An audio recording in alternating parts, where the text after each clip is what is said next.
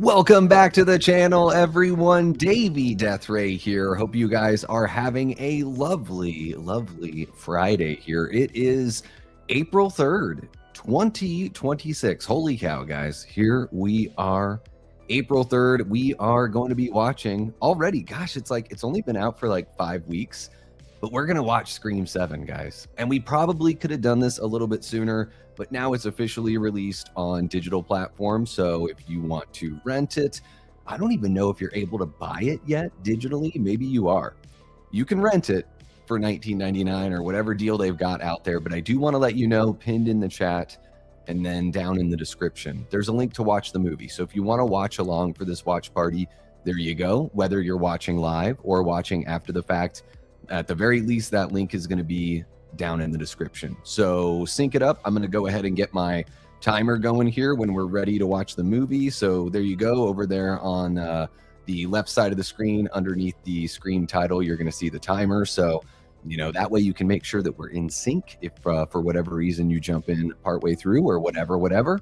But I'm going to jump on in and say what's up to you guys, and then we're going to get cruising.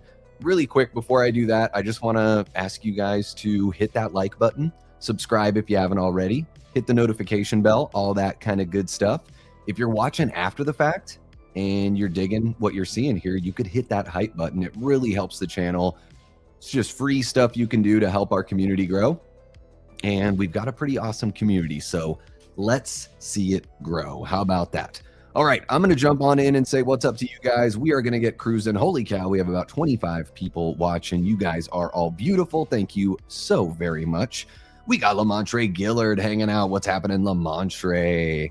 Chris and Shell talk movies. What's happening, Chris? Chris is ready for Scream 7 again today. Yes, over there on Chris and Shell talk movies, they watched Scream 7 at, it was 11:30 a.m. my time. So about 8-ish hours ago or so. And here we are. I know I'm horning in on your guys' thing. I'm sorry, Chris. I'm sorry. I wanted to, you know, I wanted to do it too. I want to be like you guys. All right. It's true. I'm just a copycat. Yeah, that's me. That's me, Davey Deathray, the copycat. We got Paula Fitzhenry hanging out. What's happening, Paula? Working on some issues with your TV. Well, hey, you have got some time. It looks like you're all set. That is perfect. I love it. Just Jacoby. What's happening, Just Jacoby? Hope you're doing well. Welcome on in. Is this your very first time kicking it with the Death Squad over here? Well, if it is, welcome, welcome. And if it's not, then I'm sorry that I missed seeing you in here before. We need a proper Scream spinoff series that's tied into the movies, but loosely gives a whole new cast of people to tell their own kind of Ghostface story inspired by the Stab films. Yeah, I mean, the first 2 seasons of the TV show, I think, do a really good job of like an Elseworlds Scream story. You know, like it's very similar to Scream, but it doesn't take place in the same universe as Scream because they're never even mentioned really the real people or the Stab movies or the Scream movies or anything like that. So, I mean, if you haven't seen the first 2 seasons of the TV show, I highly recommend it. Like, I thought the show was really solid and fun. And yeah, I mean, if you're a fan of Scream and you haven't seen them, you should check them out. But I would totally be into something, you know, kind of like a reboot. At some point, we need to move on from Sydney. It's just going to be a matter of fact. I love Nev Campbell, and I'm not asking for that. I'm just like, well, at some point, it's just going to happen, right? You're going to have to do that. Even if you end up coming back to her or whatever. So they might as well figure something out. We got Nanette joining us, one of our great channel members. What's happening, Nanette? Says, I'm tired tonight, so I can't stay. Well, thank you so much for jumping in and saying what's up, Nanette. And you know what? If you find yourself this weekend thinking, I want to watch Scream 7, then you can jump back in here and listen to me blah, blah, blah about it. And one thing I'm going to do, guys, I am going to put the chat up on the screen. I meant to do it last time during the watch party. So I want it to be, there we go. We can totally see what you guys are saying. I'm going to turn it off for right now, guys. But once we do the movie, if I forget, once the movie starts, please remind me. Because especially during I know I don't do it all the time, but especially during like a watch party where we're just like chilling, I might as well, you know, have you guys displayed here on the screen. I think especially for the folks that, you know, jump into a watch party after the fact to actually see what you guys are saying real time. It would be kind of nice, huh? Kind of nice. What's happening, Prince? How are you doing? Yeah, I just thought you would like to see that because it's Anne Hathaway and it looks to be kind of a horror movie, or, you know, that sort of horror leaning kind of movie. And I know you're looking for one of those. I know you're getting one of those, but I think Mother Mary might be coming out before. Yeah, we got Tia Nina jumping on in, one of our great channel members. What's happening, Miss Tia Nina? We got Horror Becomes Her. What's happening, Kim? Welcome on in. Kim, I got your email. I'm sorry that I haven't written back yet, but I did get it. I'll get back to you here this weekend, okay? And let's see here. Really, another thing I want to let you guys know about over on the Discord after this, I'm sure you're aware I'm trying to watch 365 movies I've never seen before this year. I'm at 91 movies so far. I'm a little bit behind, but I'm still doing okay. Still doing all right. And over on the Davey Deathray Discord server, we're going to watch a movie after this. So let me pop this into the chat here. Where did you guys go? There we are. Okay. Just need to find the right window. All right, there it is. I'm going to pop that in there. I'm going to pop off on this for a little bit. There's the link for the Discord, guys. And we are going to be watching a movie. There's actually a poll. If you go to the polls channel, you can vote on which movie we're going to watch after this stream. And over on Discord, I display the movie on the screen and everything. So we don't have to, we can do like a proper watch party over there. Ooh, Backrooms, I'm just not really sold on Backrooms yet. I don't know. I watched some of the shorts. I didn't really get it from kind of creepy pasta, a little bit nightmarish. Just, I don't know what it is. I think it's like the first person found footage thing still hasn't really clicked with me in that meaningful of a way. But they've got a strong cast. I'm, wish nothing but the best. I mean, a 20-year-old guy that like has turned his YouTube sensation into a feature-length film starring, Chiwetel Ejiofor? Like, that's amazing. So, more power to you. Do I have to know about the video game to be able to watch Backrooms? I don't even think it's a video game. I think it's just a series of short films, just short little videos. Yeah. Yeah, it's an interesting concept. It's all about execution. It's an A24 movie, and I worry it's going to be one of those what does it all mean A24 movies at the end. You guys know what I'm talking about. We got Joe from Media Poop Shoot jumping on in, one of our great channel members. What's happening, Joe? Welcome on in. Theron the Brutal. What's happening, Theron? Welcome in. Another one of our great channel members, as is Miss Kim, aka Horror Becomes Her. And let's see here. Who else do we got? Carrie Craves Cinema jumping on in. Thank you for being a channel member, Carrie. Thank you for being a pal. We'll not go into any back rooms, not without a safety buddy. Yeah, they're talking about there you go. Yeah, if you go to his YouTube page, you can watch all the, the short films that he put together. Okay, just want to make sure I'm not missing saying hello to anybody else here. If you guys have anything that's super important that I'm missing, feel free to put it back into the chat. And, if you guys want to have a little, like, therapy session discussion after the movie, maybe Scream 7 has hurt you, and you're trying to give it a fair shot and you just still can't like it. Maybe you just like really don't like it and that's the way you felt since the very beginning, or maybe you've loved it and is the shine wearing off, or maybe you love it and you still love it. You know what I mean? Well, we can have a little rap session about it after the movie if you would like. I've got a super chat goal set up for that. So if you want to do that, then, or, if you want to have that discussion, that's how we have that discussion. But super chat goals are just for fun. So don't worry about it if it doesn't end up happening. We're still going to kick it, y'all. We are still going to kick it. All right, we got Steph jumping on in. What's happening, Steph? We've got Antonis Andriotis, one of our great channel members. What's happening, Antonis? The lovely Miss Jamie Hart, our original Death Squad mod and our mama mod, and a channel member. Welcome on in, Jamie. Hope you are doing well. Jamie, have you seen this movie yet? Has anyone in the chat not seen the movie? What's happening, Gory Tiger? Welcome on in, man. Welcome in.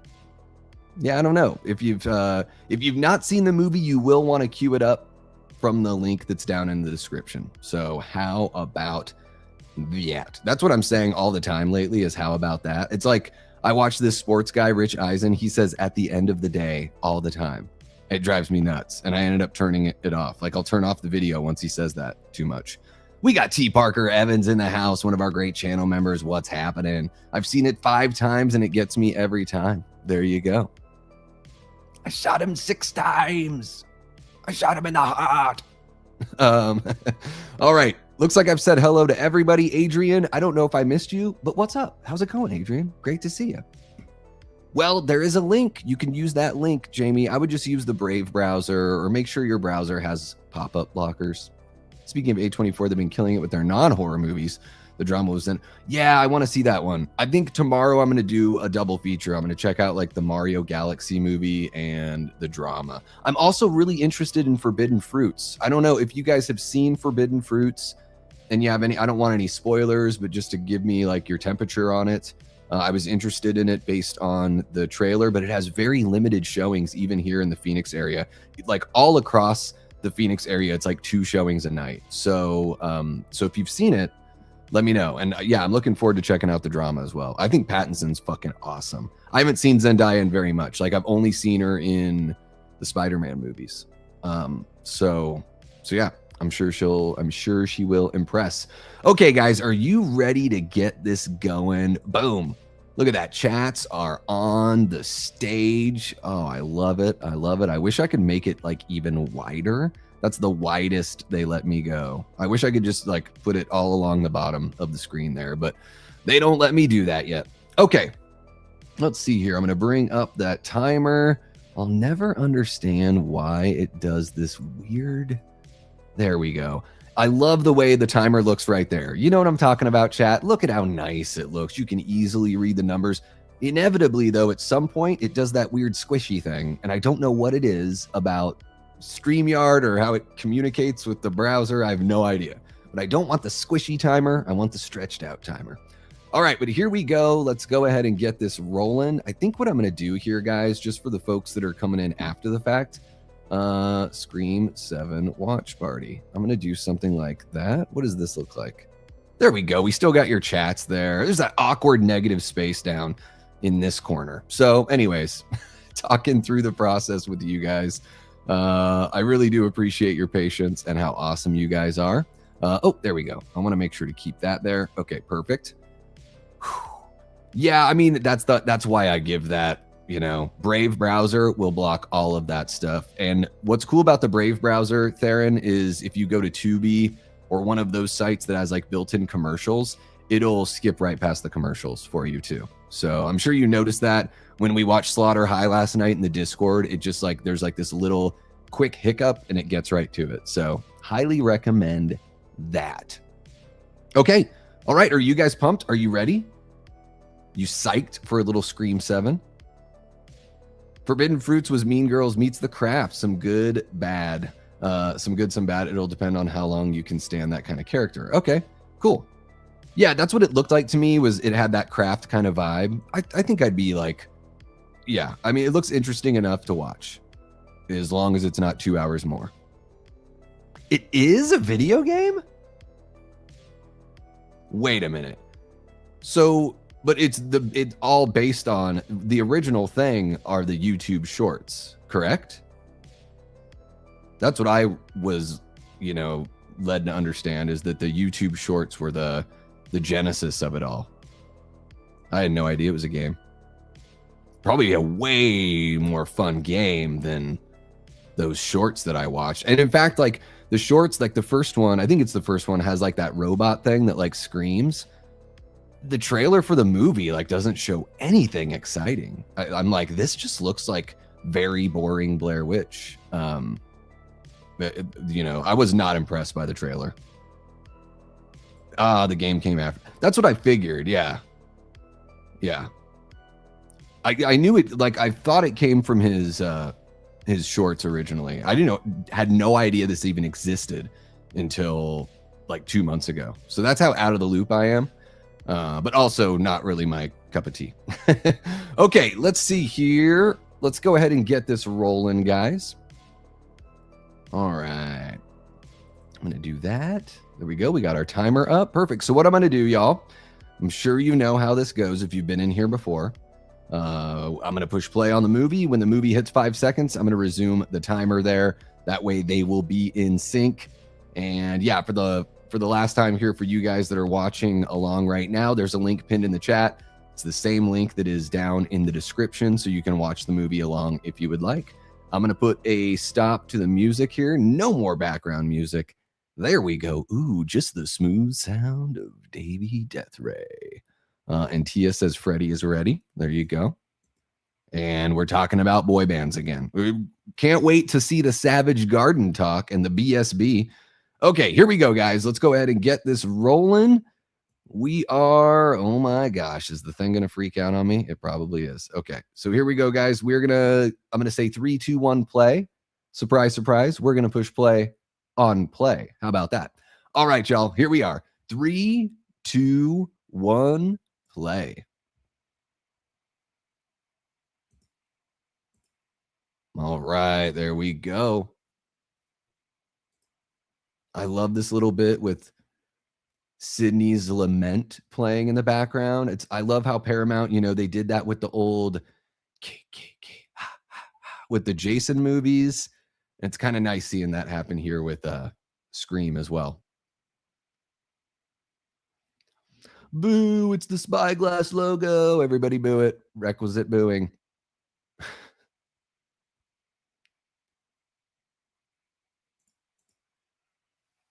So, guys, Scream 7. Now, if you haven't seen the movie, some of the stuff I may say might be considered spoiler. All right. So I can't filter that stuff out on a live stream watch party. So just know that going into this. I do like that they're listening to like a little program about it and everything. It's kind of very like even Night of the Living Dead, there's like reports about what's going on with the zombie stuff, but it's almost like Barbara and her brother aren't even aware of what they're listening to, whereas here I'm guessing Duder is very aware of what they're listening to. This guy has one of the deepest voices I have ever heard. It's impressively low. I don't like, I kind of recognize him, but not really. I don't know. You guys know how bad I am with these younger performers. Like, I'm learning about them as I watch them in movies that I care about. Like, I have not, I never sought out like McKenna Grace roles or Isabel May. I almost said Isabella May. No, McKenna Grace, Isabel May. So a lot of these performers, I'm just like, this is my first time seeing them. Got that mocker house with all the outlines. Real life murder house. So I've heard that you can actually rent this place out, or the mocker house, that they turned it into an Airbnb. Can anyone confirm?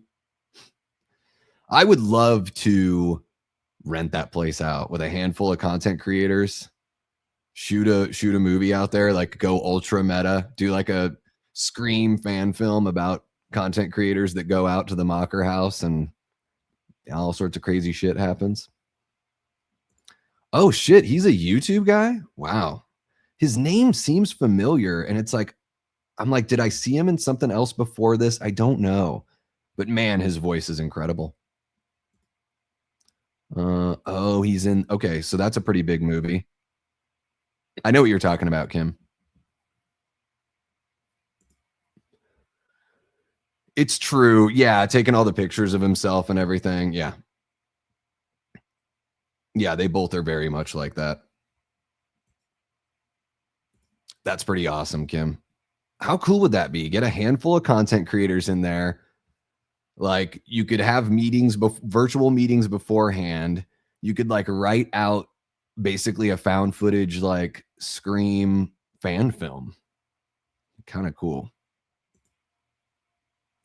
Chris, you got to come out and visit, man. Let's go check it out. Yeah.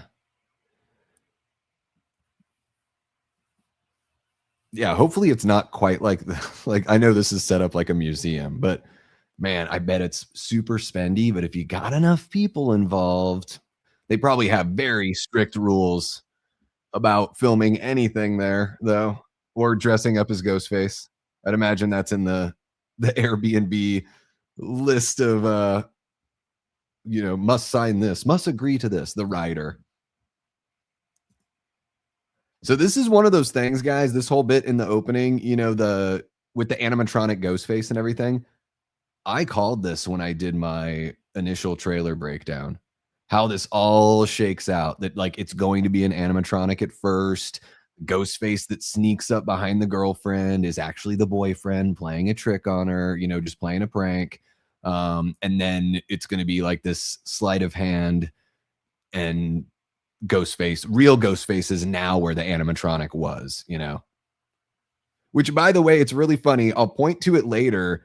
When Ghostface is replaced and the girl like walks up or whatever, there's a shot after the person attacks where you can see all the dismembered like robot bits, like all of these bits that make up this Ghostface, automated robot or whatever. You can see them all on the ground. They probably would have noticed that shit. Yeah, it's one of those things where it's like the camera doesn't really focus on it. So us as an audience don't really realize that the characters should have seen it.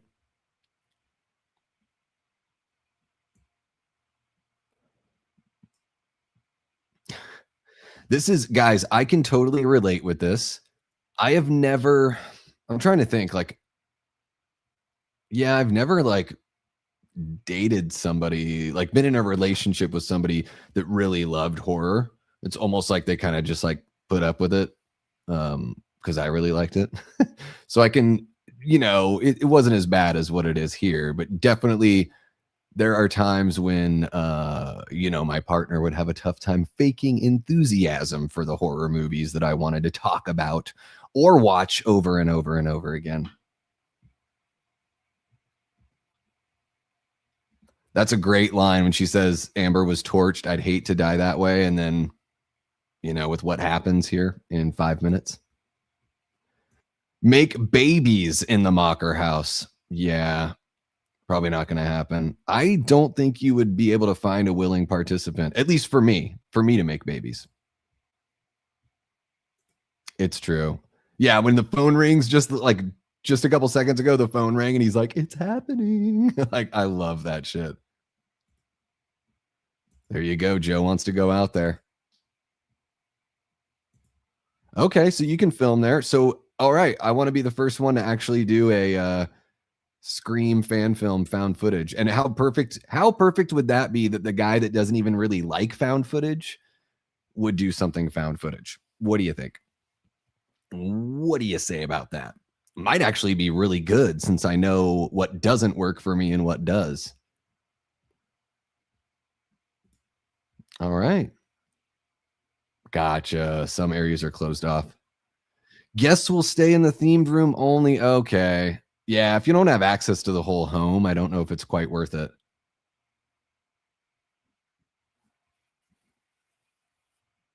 Mm-hmm. I love Scream 2. The opening in Scream 2, I think, is really strong. I think it's like just as strong as the first movie. Like, I can't really pick which one I love more. I don't know. Is that a hot take? I mean, if you told me I had to pick one, I would pick the original. You know what I mean? If it was like absolutely like which, but they're like neck and neck for me as far as openings go. And I think this one's really good too. Hey, what's happening, Brian? How are you doing, man? Yeah, we've got a link pinned in the chat and in the description. I'm not drunk. I'm just slurring for no reason. In the description, if you want to watch along there, Brian, if you don't have your own copy. Yeah, there's some really good moments here. Yeah. Are you still trying it? It's cool. You know what, Joe? Just like you said, though, just work out those kinks, play around with stuff. Like, yeah, Ooh, just Jacoby saying favorite Ghostface Richie. That is a super hot take, but I like hot takes. Yeah, no, I like that. Just Jacoby. You know what I always say here? I get the feeling you're relatively new. Is like, all opinions are welcome. I love knowing why. That doesn't mean you have to tell me or anything, but like, I'd love to know why Richie is your favorite. Because as a fan, I'm just like, Screams 5 and 6 aren't very high in my ranking, but I don't think they're terrible movies, right? But if I can gain perspective from another fan and maybe gain some appreciation, like, I'm down. That's what I hope that I can do by sharing like my opinions and my passion, here on the channel. See, right to her right behind her now is the robot is completely destroyed on the ground. We'll see it in a quick flash. She probably would see it here. Great Michael Myers moment here with the coming into the light and going out of the light. Um, Scream has always done such a great job at paying homage to Halloween, and I will always love it for that. Well, don't you do it, bitch. That's somebody just got punked. Carl just got punked in the face. Who do you guys think it is in this scene? I think it's Carl in this scene, but you guys let me know in the chat. And just Jacoby, it's so tough for me to pick a favorite Ghostface. Like, I really love Jill. It's very difficult to not go with Billy. I love Mickey though. Who am I kidding? I love Mickey.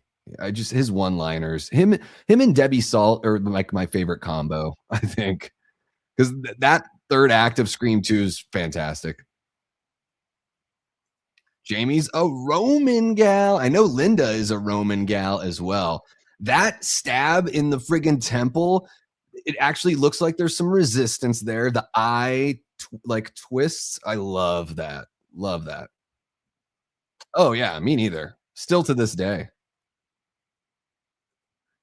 You could do it like everyone's doing confessionals, like a real world kind of thing, Joe. That's kind of how I would do it. If you haven't seen Milk and Cereal, watch Milk and Cereal, and there's some narrative that can kind of be like taken from that. Yeah. She's got the "but actually" answer, right, Kim? Actually, Jason was never dead. Yeah, I really like that opening. I think this opening's really good. Now, the whole physics of this right here when she falls on Ghostface, yeah, it's very unrealistic. Like, if this were to happen, they probably both wouldn't make it out alive, and I'm pretty sure Ghostface would like explode from the impact, relatively speaking. Like, that would you wouldn't land like soft like she lands there. Like, that would obliterate the person beneath her.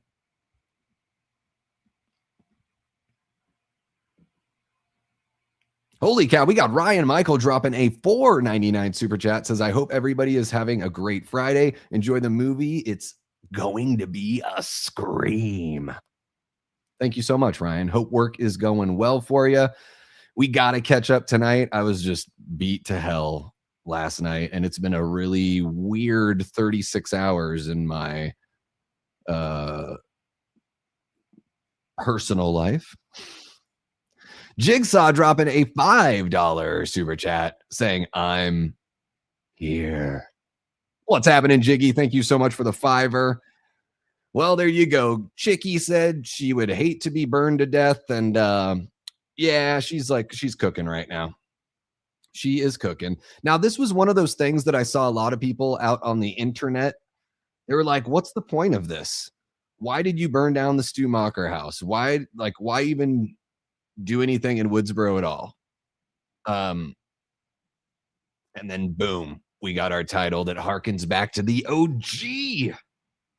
Oh, so good. Burning the Macher house down, Jessica had to have that happen because she's trying to reinvent the story and trying to reboot it with Tatum as the person that she can look to for I don't know if you call it acceptance or just like that she can look to for justification of how she is. So yeah, she had to burn down the Macher house because she's got to start the whole thing again with a new person. So you got to get rid of that old shit from the past.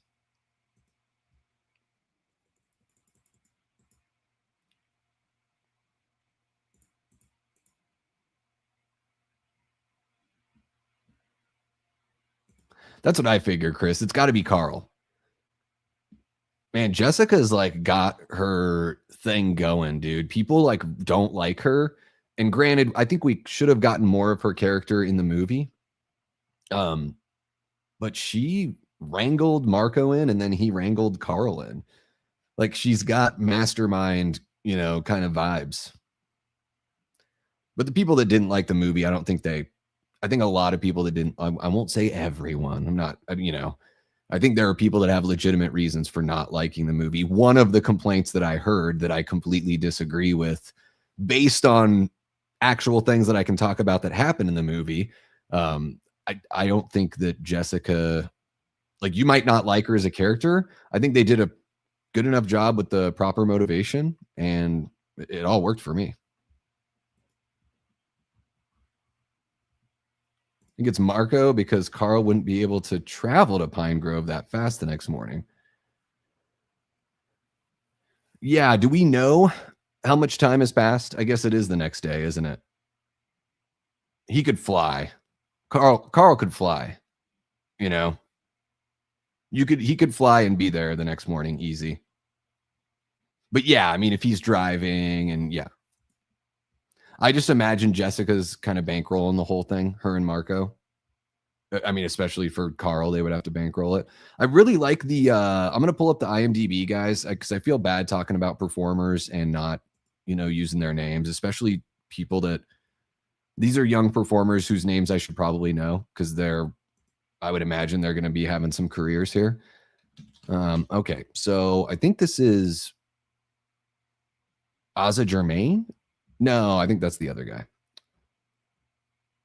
This is Sam Reckner as Ben Brown. He's really good. Like, I think everyone's super solid in this movie. I wanted more of Jessica, just to make it seem, I don't know. She's in the movie like as much as Mickey's in Scream 2, but it feels like in this movie she should have been in there more than he was in that movie, if that makes any sense. Like, it's not, you can't just say, oh, this amount of screen time is enough. It's kind of like case by case basis, and yeah, could have used more of her. Marco is Ghostface. Okay. Interesting. Jigsaw dropping another $5 super chat, says happy Friday. Friday. Fun. Right? Is that how it goes? Thank you so much for jumping on in, King Matthew. Hope you have a good night, man. Thanks for saying what's up. Hopefully you hit the like as well. Guys, hit that like button. Let me try out some of my other stuff I've got here. I'm playing producer tonight, guys. I'm giving it a shot. Boom, there we go. Reminding you to hit that like button. How about it?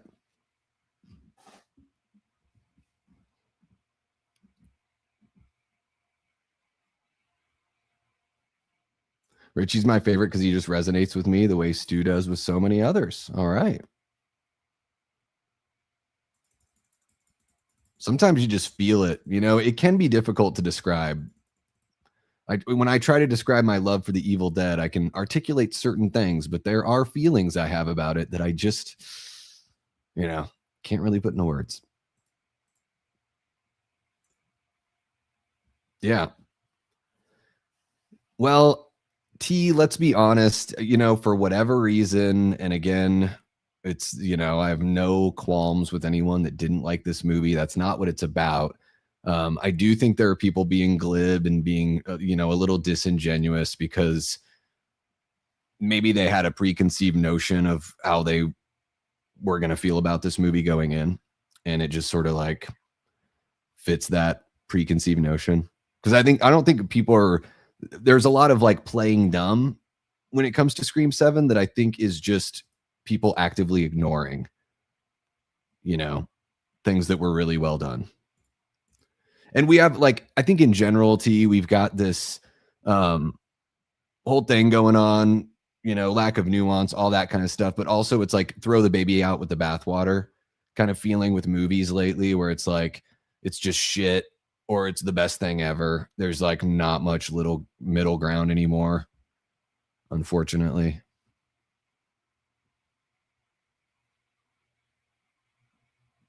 Yeah, see, I still think it was. Yeah. He does have that ex Google AI engineer. Yeah. And I figured I figured Marco would not be in Woodsboro burning down the house or attacking people because his job at the hospital, he'd probably have to be there, regularly. You would probably want it would be very easy for him to have an alibi being at work. Whereas Carl had recently been released from the facility or escaped from the facility or whatever. So I think he was just released, right? I don't think it's anything about escaping. So he could have flown too. Yeah. He wouldn't be on a list or anything like that, you know? You just made the list. Gotcha. See, I like the motive quite a bit. And man, the more and more I do this on YouTube without saying too much, like I really get like the motive hits really close to home for me because when you do something like this where you put yourself in the public eye, you know, you're going to inevitably run into people that think they have some sort of thing going on or feel like they can horn in on whatever it is you have. You know, it's this odd kind of attachment that Jessica has with Sydney. And I don't know, you know, they're not exactly the same. There's just similar kind of elements. So the motive with Jessica for me, like really, really works because of my personal experience. Not anywhere near psycho killers trying to hunt you down. Just stuff where I'm like, oh yeah, I can totally see like I can see like how somebody could get there. You know what I mean? And we've straight up seen people, you know, like we've seen I can't remember her name, but there was like this YouTube musician that got killed by a fan at a fan event. Selena 35 years ago or whenever it was killed by her fan club president, or I think that's who it was, fan club president or manager, something like that. So yeah, I don't know. I think like, I know it sounds like now it sounds like I'm just trying to convince you, Joe. Obviously, you know, I want people to feel the way they feel about movies. I don't want to try to bully strong arm somebody into thinking or believing or understanding what I'm saying or whatever. But maybe what I said can, makes it play a little bit better. But yeah. Yeah, for sure. The movie's an hour and 54 minutes long or whatever, but it does, it feels like it could have been a little longer because I don't really think there's wasted time in this movie. Here's Ozzy Germain. He's very good. He's got there's something about his look that kind of reminds me of Cillian Murphy. He's built a little bit bigger than Cillian, obviously, but he's got like, if you told me that was like Cillian's nephew, I'd be like, okay, yeah, I could totally see it. Here we go. We got Anna Camp. In maybe her best scene, I think, like right here.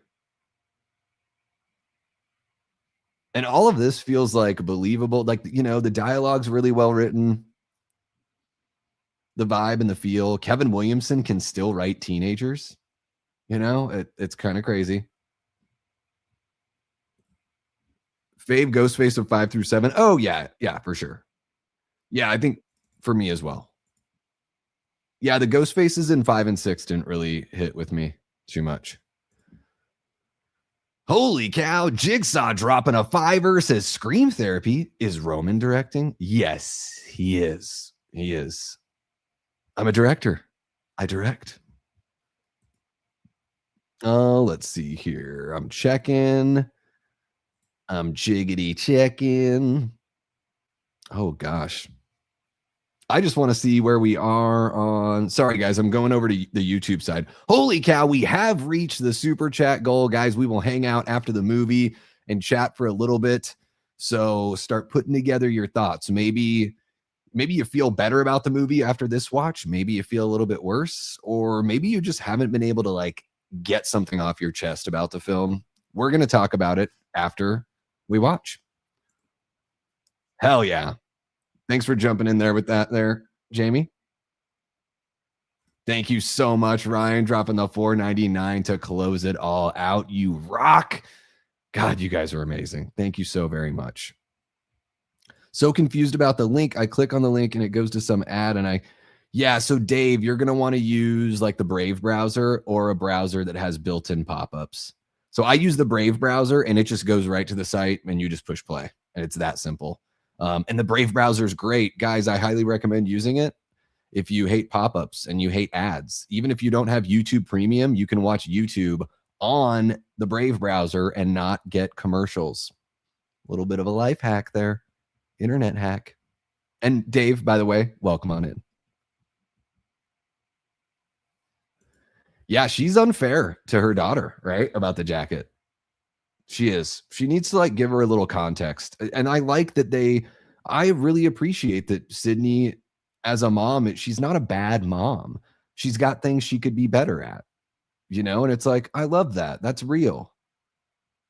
You know, and that they show her that they do show her being a little irrational, but then they also show the rational side of her, you know, motherhood at the very first, you know, shot of, well, not the first shot of the movie, but after the opening title, you know. McKenna Grace has a very nice voice. I mean, it's a little like typical chickie Disney voice or whatever, but it's got a really good character and quality to it. I thought it was going to bust into, and we can build this thing together. Joshua Brooks says, I think they would have connected Stu to the burning down the house if they kept that ending. Yeah. Yeah, probably. Yeah, the coda ending or whatever they're calling it.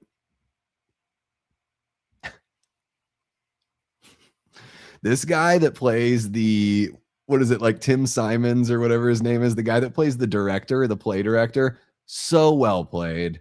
You know, maybe needed to be in it a little bit more to be a proper red herring. Like if he showed up in the third act, they don't do anything, I don't think, with him in the third act. But I do like the little bit that we get from him here. But yeah, this movie, it does have a lot of characters. And for being an hour and 54 minutes, it feels like a lot of these characters don't get as much time as maybe they should have. And Isabel May just giving me flashbacks to watching Scrooged with Bill Murray, you know, the Richard Donner picture where he plays, gosh, I can't remember the name of the dog that he plays. Oh, he wants a bone. What is it? Guys, you guys let me know. Tell me. Scrooged is my favorite Christmas movie and I can't remember it right now. Of course. Of course.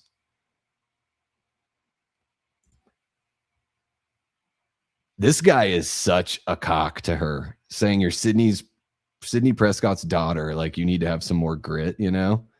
Well, Jacoby, we don't know who the directors are, right? So we know the writers. Some stuff could still change. But yeah, I'm very interested to see what's going to go on with Scream 8. I'm trying to remain positive. You know, we have such little information. I don't want to be negative just knowing who the writers are, but once we know more, and I don't know how new you are to the channel, Jacoby, but I cover a lot of horror movie news here. So as we get more news, I'll be diving into that stuff and, you know, just reporting and also giving my opinion that no one asked for. I knew it was right around, like I saw something in the news about it just the other day, but yeah, it's one of like, these things happen. You know, I don't bully me. You better feel exactly the way about this movie that I do. God damn it. Which one is that? Who looks like Matt Rife? Oh, you're talking about Lucas? He's hot.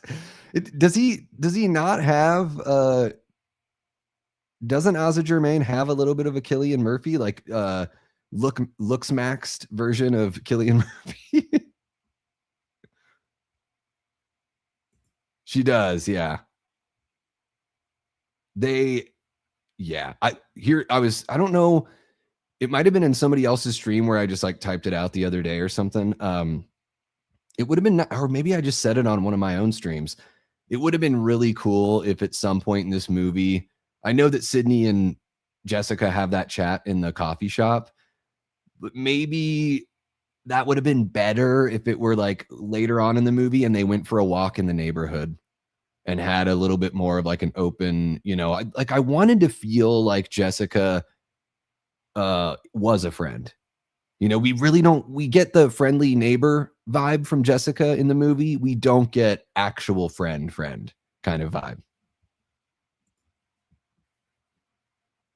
Yeah, I like her too, and it is an unpopular opinion. Why is there for gosh, I still can't remember the name of that dog he plays in Scrooged. So here we got our first Ghostface call to Sydney. Yeah, no, I knew she could. Yeah, her voice is great. Like, I don't like the Ice Nine Kills song, but I just don't like Ice Nine Kills. Nothing wrong with her voice, but I was never. Yeah, I mean, even if somebody technically has a good voice, doesn't mean I am gonna love I think Lillard's really good here. I do wish all of these AI bits, they should have looked like AI. They didn't do enough on the effects department. It just looks like scarred up Stu Macher. It would have been cool if there was some sort of like reason to question it. Especially because we live in a world with deep fakes and stuff where it doesn't look, they could have done something. I will say this though, it looks better not on the big screen.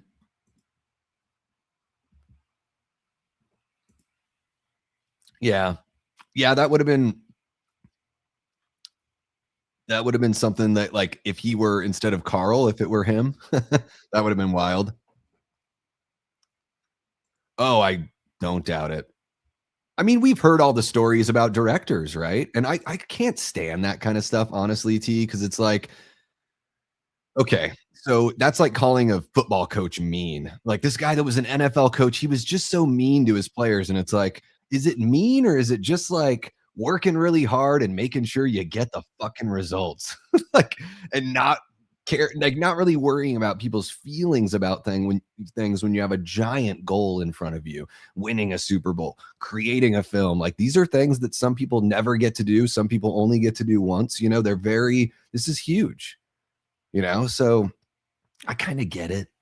I mean, no need to be abusive about it, but I understand why they're um why they're all business. Yeah,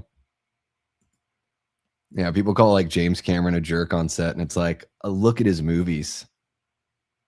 Like he reaches a quality that very few filmmakers reach. He achieves things, and he achieves things that no one in film has ever achieved. Yeah, he might be a little difficult to work with because he's working at a high level.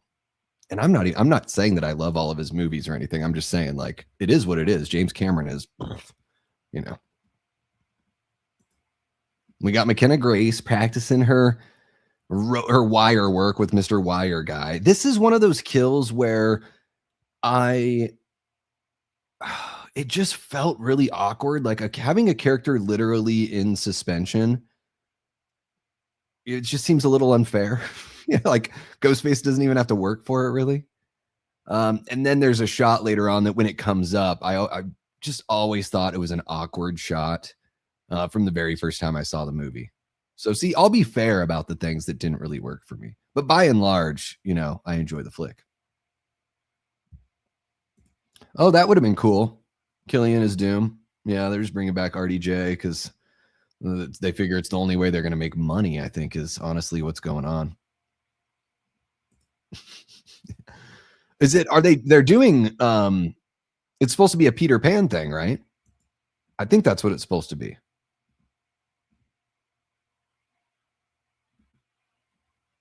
Yeah, just push the power button and put it back down. Who who's hotter, Ben or Lucas? Which one's hotter? Hotter. Which one's hotter? Ozzy Germain or Sam Reckner? You tell me.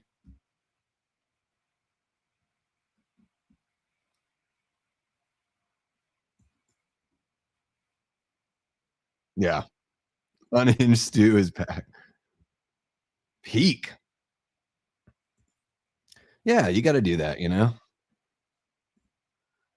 What's happening, Shannon? Welcome on in. Well, I think it's Carl in the beginning for the opening. I think this is so obviously, with the AI and everything, we'd imagine Marco's here. I think this is Marco and Carl maybe working in tandem. One of them can do the call, one of them can infiltrate and kill. So I'm still saying that I think this is Carl. Let's see. There's a shot here. I think it hasn't happened yet. That right there, that really far away shot with him just watching her swing back and forth. It doesn't look very cinematic to me. I prefer the action to be up closer in these kinds of scenes. The gutting shot is great. And I think the effects look really good. I'm sure there's got to be digital there, but there's some practical mixed in. Although the guts, they look like they're digital in the faraway shot. Love how Sydney just pulls a gun out and starts shooting. It's like she's been deputized by her, police chief husband. And again, it's a movie, but in real life, once the cops rolled in, if you had your gun out, it would probably be a good idea to put it away. Or drop, I get it. She's Sydney Prescott, but procedure and all. He does kind of look like Michael Pitt. Yeah. He does have that look, yeah. And it's like with all of the teen characters, not all of them had to make it to the third act. I really would have liked it if at least two of them, like other than Tatum, one of the guys and Chloe. And then in the final act, maybe because you want to have that question in the final act of could it be one of these kids? And so with them not doing that, it makes it a little more obvious once you get to a certain point in the movie. You start playing Guess Who, where you're flipping down all the cards and there's only so many people left.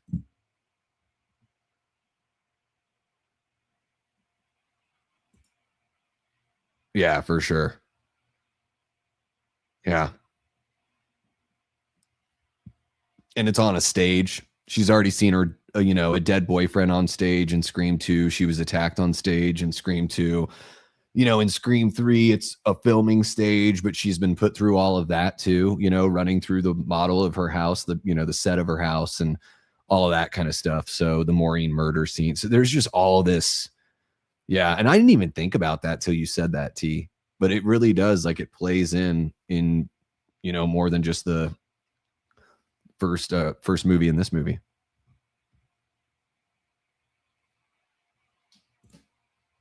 Yeah, dude, just gotta get it done.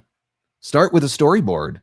Put your ideas that are in your head, map them out how you want your shots, and then you can, have a conversation with somebody that does like a videography or stuff like that.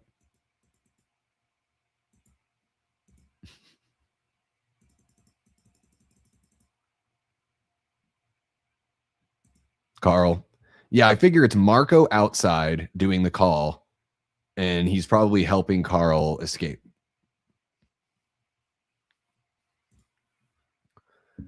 Yeah, I don't know. Maybe there's a version, like if the version that you're watching, are you watching over on Flix Momo, Joe? I'm trying to get it to show me what the timer is on the movie, but if I click on the movie, I don't want it to pause. But yeah, I started it right at 5 seconds. But if you're watching a different stream or something like that, it might be off just the tiniest bit. But mine opened up right with the Paramount logo. There wasn't any other logo before it. Hannah's Kill is my favorite. In the BTS, it's a combo of practical and visual. Okay. Or yeah, CG. Sure. My knife is and see, you never notice with the knife. I think the guts all look great. Like when the guts splatter down, that looks totally practical to me. And then maybe in the wide shots they did CG, or maybe they added some blood in CG or something like that. It was tough to tell, but I'm not not one of those people that is like no CG effects. I'm just like whatever it takes to make the movie look as good as it can. So I would usually err on the side of practical and then bringing the digital in to help make it all work.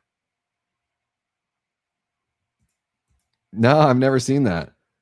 Crime Scene Kitchen, if you enjoy baking competition shows. Okay. Those can be pretty fun. The Beat Bobby Flay, I like watching that one. Mm, gotcha.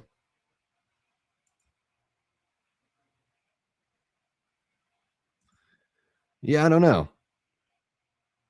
I haven't had any like loading spots or anything like that. So, we should be pretty close. Ghostface is right fucking there. Okay, so are there more than one Ghostface in the house here? Is this just Carl? Is it somebody else? Like, who let Carl in the house? Like, does Jessica have a key because she's the neighbor? Would Sydney even trust somebody that way? Because somebody had the code to get into the coffee shop later on, right? In the second act in the chase scene. So I'm like, was Jessica that close? That's another reason why I kind of wanted another scene with Sydney and Jessica. What is their friendship like, other than just being moms of teenagers that are nice to each other? Like, are they actually friends? I get the feeling that some of that might have been left on the cutting room floor. Yeah, Tia, it's what's really funny. It's these they watched Black Christmas, or you know what? They didn't watch Black Christmas and they should have. You always check the attic. And I love how the cops that when they roll in there, or the deputies or whatever, they roll in there and they're like, "We'll check real quick, sir." I'd be like, "No, no quick. Check thorough. No quick, thorough. That's what we need." And I would, it we need all the stuff in the movie to happen, but obviously you wouldn't want those police officers to leave the house until you're out of the house safely. All of this fighting is fucking awesome. We have never seen close hand-to-hand combat choreographed or shot this way in a Scream film ever. No one the critics never have talked about this. They'll talk about the stuff they don't like all fucking day, hyper focus on like 3 or 4 things, but this, like, this is not the only scene where we get close hand-to-hand combat and tension. I think this movie has a lot of tension in it. Each act has tension-filled scenes. That's pretty damn good. Like, objectively, this scene here, from when Ghostface lowers themselves out of the, attic to getting hit by Gale, getting totally yeeted by Gale's SUV, I think it's better than the Ghostface chase scene with Sydney in the first movie. Easily more tense. It's longer. I don't know. Like, I think it's better in every way. Yeah. Wendy, I can fly. Yeah, food stuff is fun to watch. It's mesmerizing, right? And you're like, oh, that's possible. I didn't even know. That's what you figure. Jessica's got to have a key. She's got to know the code to the coffee shop. Something, you don't just fake a code or what, you know what I mean? You can't just do that. That's possible, but he enters the code. So yeah, I guess he could have hacked it and figured out the code. You're right. You're right. Yeah. Not something I needed explained to me, but the way we are, T, and the way we talk about these movies after they come out and people are like, there's 2 ghost faces during this scene right here. Then I start to think, well, fuck, like somebody must have let him in, like try to figure out a way to make it make sense. They do. That's very true. And I guess what I was saying, Brian, is I would have taken, if you didn't have that scene at the beginning, I would have taken like a walking and talking, having a cup of tea scene later on that was a little more emotionally vulnerable for Sydney. She's still vulnerable, but yeah, I just wanted more of that relationship and really just more of Jessica. I think it would have made the reveal land a lot better for people that are kind of on the fence.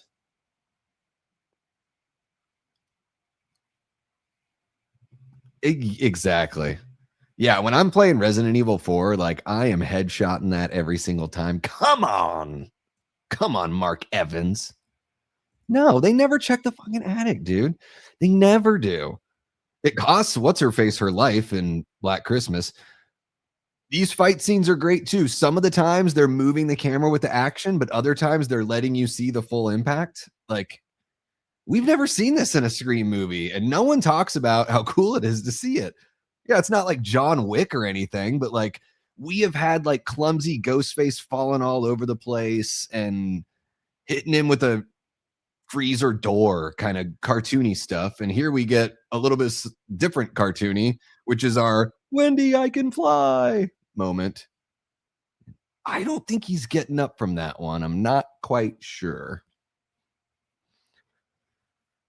How funny would it have been if this were Stu and that's how they just did him dirty like that? That would have been hilarious. Yeah.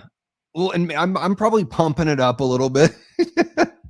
But yeah, you know what? Like sometimes we buy our ticket, we sit down and watch a movie, we have expectations that don't get met. It happens to me, man. It happened to me with Weapons, and I just will openly talk about that kind of stuff. But I really dig a lot of what they do here in Scream 7. Chad and Mindy are great. Kevin jumps in and writes two characters he didn't even create and does a better job with them than in the previous two films. That's why Kevin's so important, and that's why I'm worried about Scream 8, even though I'm trying to stay positive.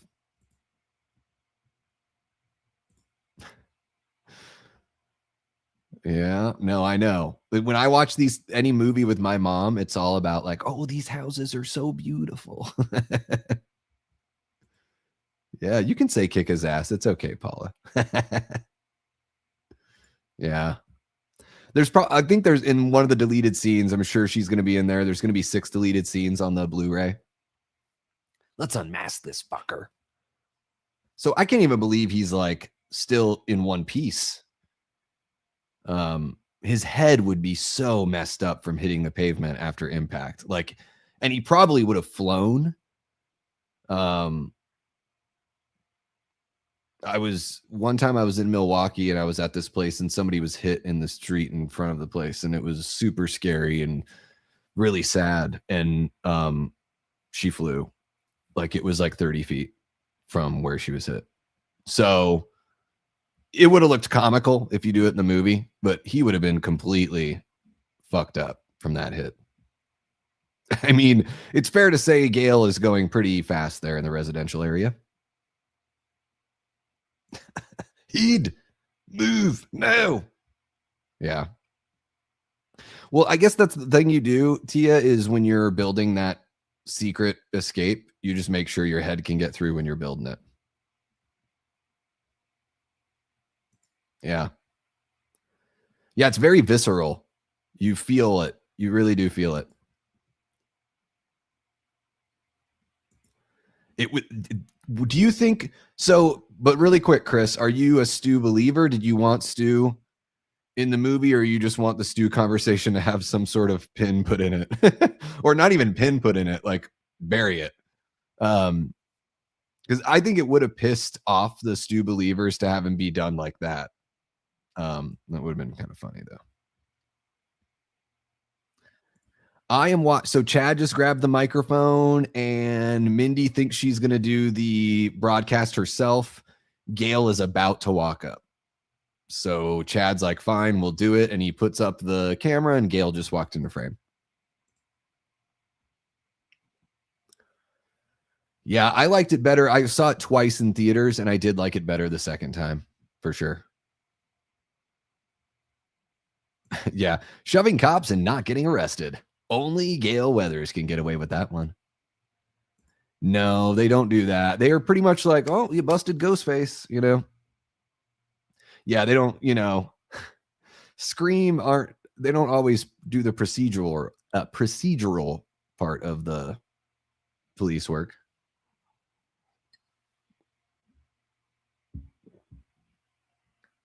See, I thought they were sort of alluding to something there with Mark Consuelo's character. Like give us a break. I was like, oh, they're leaning into that, like trying to make us think it's him.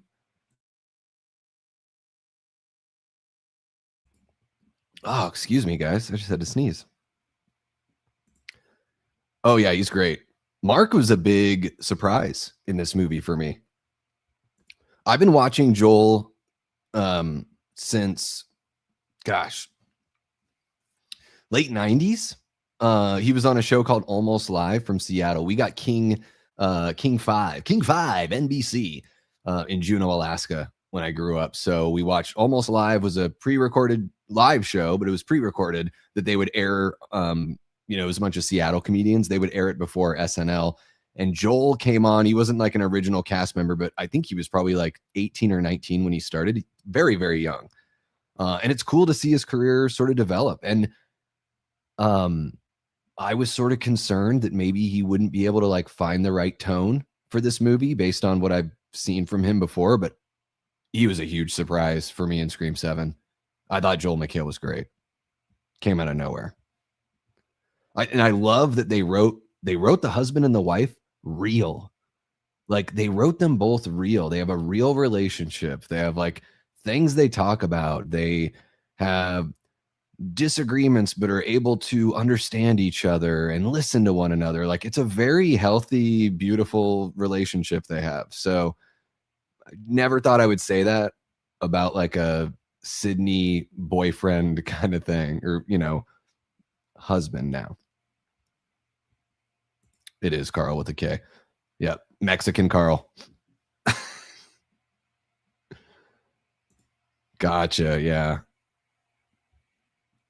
To me, I don't think it would have made any sense really to bring him back, but if they bring him back in 8, it's going to be even worse. If they're going to bring him back in 8, they should have just done it in 7. If you do it in 8, you might just lose me.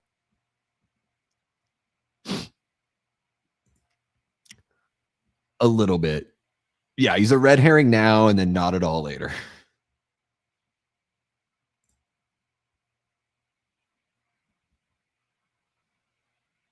Don't they content? Yeah, these two performers are so natural with each other. I really pick up on the brother-sister vibe. Yeah. All of these great little jokes here. I mean, shit, we're about to get a Melissa Barrera joke that I think went over a lot of people's heads here. Carl Gibbs. Tia says, I went to this movie wanting the Cult of Stu storyline, so I was thinking everyone was a cult member. That would have been cool. I mean, I think in a way, like Marco is Cult of Stu. And so by way of Marco, you could say Carl is kind of Cult of Stu as well. Hey, what's happening, Destin? Welcome on in, man. Welcome, welcome. Hope you are doing well. Okay, so we get this call, this second call from quote unquote Stu, right? And he says, I'm so sorry your show got canceled and then you got fired. And she says, I wasn't fired. My contract wasn't renewed, which is so funny to me. I caught that right away my first time watching it. And I'm like, oh, damn. Like so many people aren't even going to, like, I wonder how many heads that one's going to go over.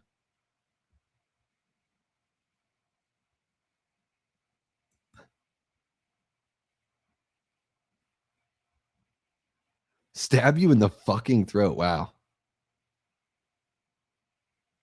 Yeah, pushing the button. They didn't need that. They didn't need that. You could just cut that out of the movie. Yeah. Oh my God. I'm going to barf. If they really do that, then it kind of does make this movie pointless to me. It would be a shitty thing to do to this movie. Like they had their shot and I just think it's over. Yeah, Cult of Stu I'm down with. Not Stu though. But that's just because I don't think it makes sense in the story. It's not. I like the character just fine. I think Matthew Lillard's awesome. It's just like as far as the story goes, it just doesn't make sense in my tiny little brain. There's got to be a way to do it, but the fact that they make it a thing and say that it's not a thing in this movie, it would be so weird if they went and did it. It would seem like a total overreaction to the overreaction, but whatever. That's just me. Dude, gotta get the hell away from this stuff. Yeah. Again, I think it's more so people really love Matthew Lillard. It's not so much about Stu. It's about like wanting Matthew to be a part of Scream still, which I totally get. I mean, He still is. Still does the cons. All that stuff. And like Marco says at the end of this movie, he is alive in spirit.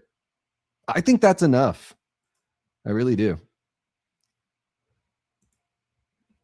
Yeah, he found his I'm gonna fake being sick voice. You just like you can like speak a little higher and get past the plugged nose kind of thing.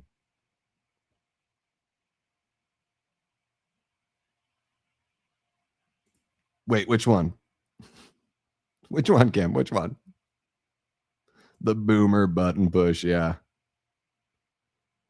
But it's like you can tell it's not him, right? Because it's so out of character even for him.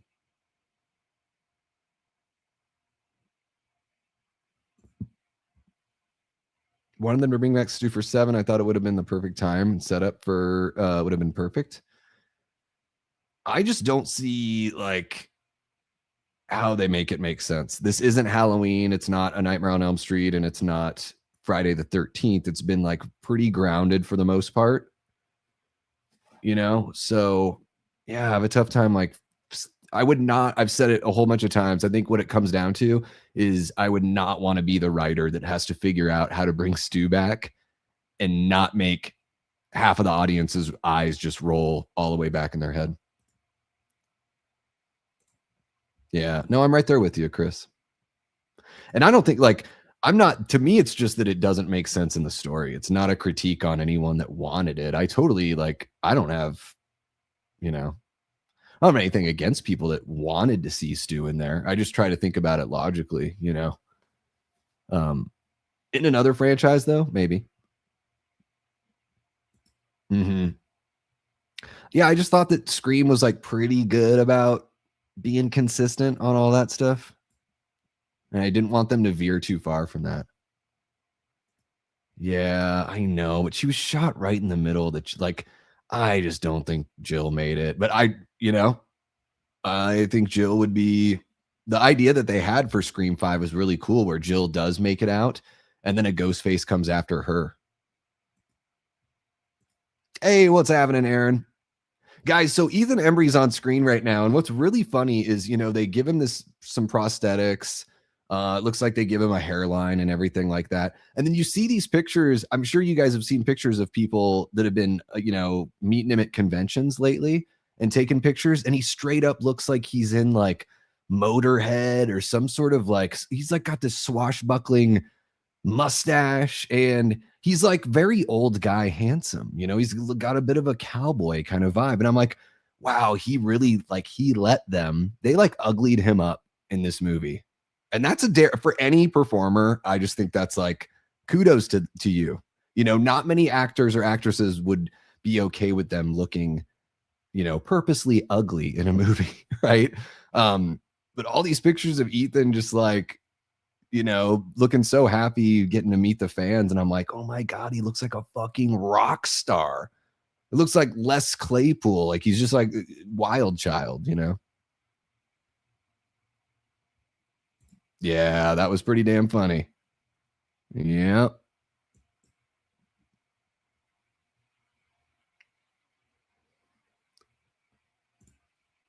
Ooh, you want it. So Paul, welcome on in, Paul, one of our great channel members, says if there's a Scream 9, I want Sydney to battle her daughter to see who wins out after she kills Gail. So you want Sydney to be a Ghostface? Is that what it is, Paul? Yeah, it's because the word on the street is that Melissa Barrera was fired, right? But her contract was for 2 movies. She did her 2 movies and they didn't bring her back. So, but the way that a lot of people have perceived what went down with Melissa is that she was fired, and she wasn't fired. She was just not rehired for more movies. So they just snuck in that little joke there, which I thought was pretty clever and probably pissed off a lot of people.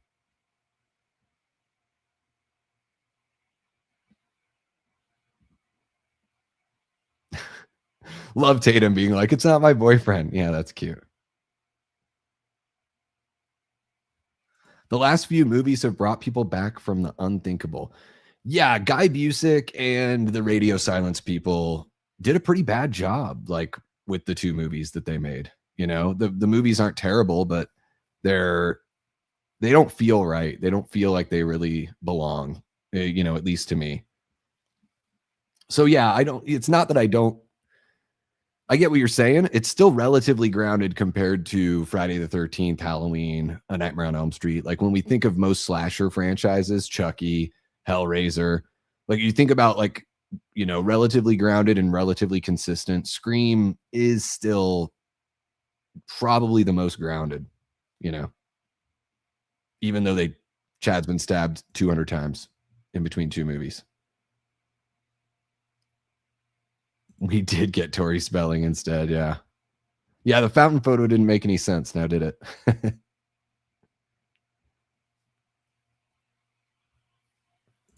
It's possible that Stu could be alive. The AI looks accurate because the killers meet him and have to date info on how he looks to the present. Yeah. I just, yeah, I don't know what to say anymore about the Stu being dead or alive. Yeah, I just trying to conceive a way that they could write it into the script that would make sense to me, and I just can't. None of it would jive for me personally.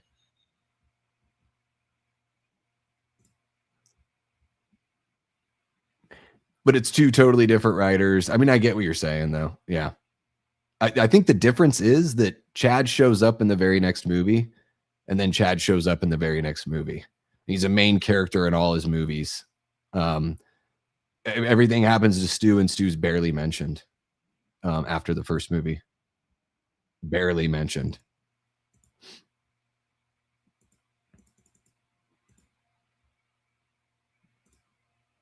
Lucas doesn't. Yeah, Lucas is very like, I want people to notice me. I want to talk to the famous people. Oh, you had a similar look with that one. I never saw that Christie movie. Maybe I should check it out. Maybe I should. Do the killers use cringe dialogue when they're revealed in Scream 7 like Scream 6? Well, I don't think it's as bad, but some people would say yeah. Some people would say yes, Antonis. I mean, you can watch the movie if you want with us, Antonis. There's a link in the description. Mark just got tackled by Ghostface. He's been doing a good job most of the movie, but yeah, he got stabbed just like right about meow.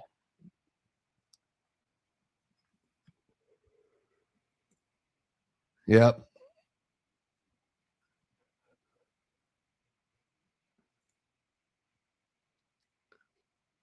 Mm. Chad didn't do much for me in 5 and 6, says Kim, besides being nice to look at, but 7 totally changed my mind. Yeah.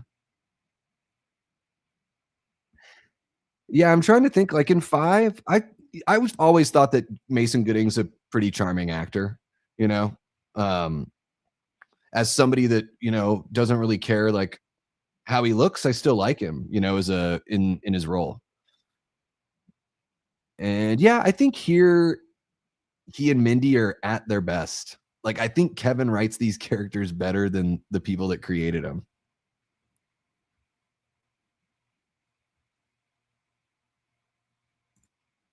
Gotcha. Yeah, just bring him back for a one-off. I mean, I think they can just like you could do that with the Cult of Stew. That it's like all done for him kind of thing. I want Tatum to be a ghost face, says Paul. Okay. In Scream 9, since she blames her for her boyfriend's death and dad. Okay. Goes after mom and Gail. Okay. I mean, they gotta end it somehow, right? Gotta end it somehow. I personally don't want our heroes turned into villains. But you know, that's just my silly little personal taste. I mean, they got to do something to keep it interesting. I still want a winter Scream movie. What if Scream 8 comes out December 2027? You know, that's over a year and a half away and takes place at Christmas. Tatum has come home from college, back to Indiana, and it all happens again. Yeah, dude, this movie looks really good. Like, great crew in front of and behind the camera. I think Kevin's an excellent director because the performers are really good, and that's his number one job. And here we've got Mindy is basically explaining Jessica's motive right there. So everyone that is like, I don't know what Jessica's motive is. Oh, well, crap. They told you. They said it right in the movie. And then she says it again later. I mean, it's a shorter version of it all, but you got it all from Mindy right there. It's that parasocial relationship. So I'm watching from Flix Momo, Aaron. There's a link in the description and pinned in the chat. You're going to want like the Brave browser though, or pop-up blocker, but you can pay $20 if you want to rent it, if you want to pay.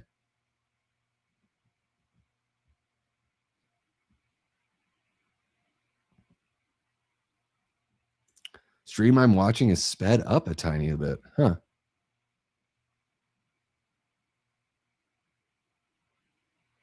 It's weird. I can't tell. Like I just was quiet for a second, like really listening. Because it seems like it's playing just fine. And it does say that it's an hour 54. So I don't know. I don't know what to tell you.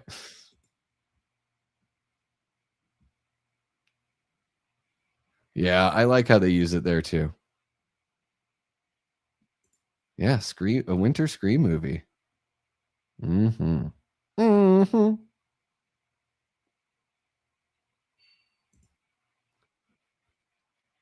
Yeah. Even though she's actually writing this one though, right? Like Mindy is like dead on. It's great. Yeah, I mean, I loved it right away because it didn't bring him back. Maybe not. Maybe love is a strong word. Really enjoyed the movie.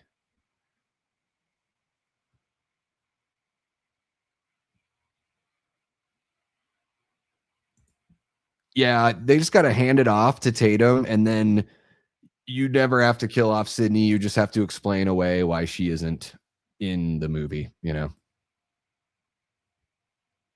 Oh, okay. Yeah, it's weird. It must be maybe when they put it on this site, it's ever so slight because it's not like 1.25 or 1.5. Like it's not noticeable at all on my end.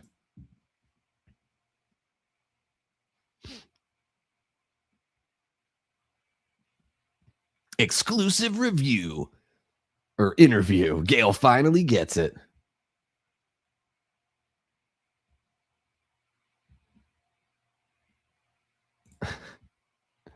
It's true. It's true. Screams 5 and 6. Yeah. Second screen culture.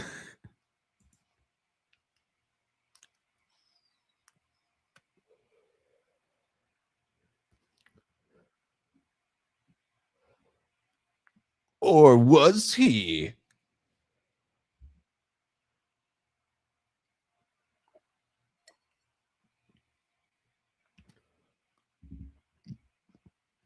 Yeah, what do you want, Stu? What do you want? Get with the times.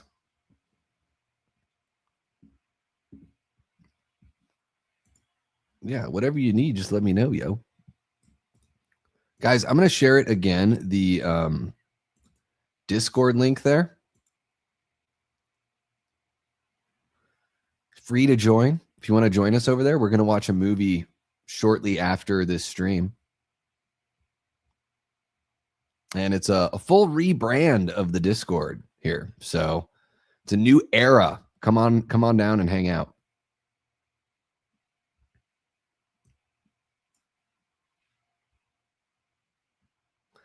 Sydney's always got such good style. You know, the people that do the wardrobe for Sydney, I've always thought she looked really cool. Every single movie, I like the way she looks.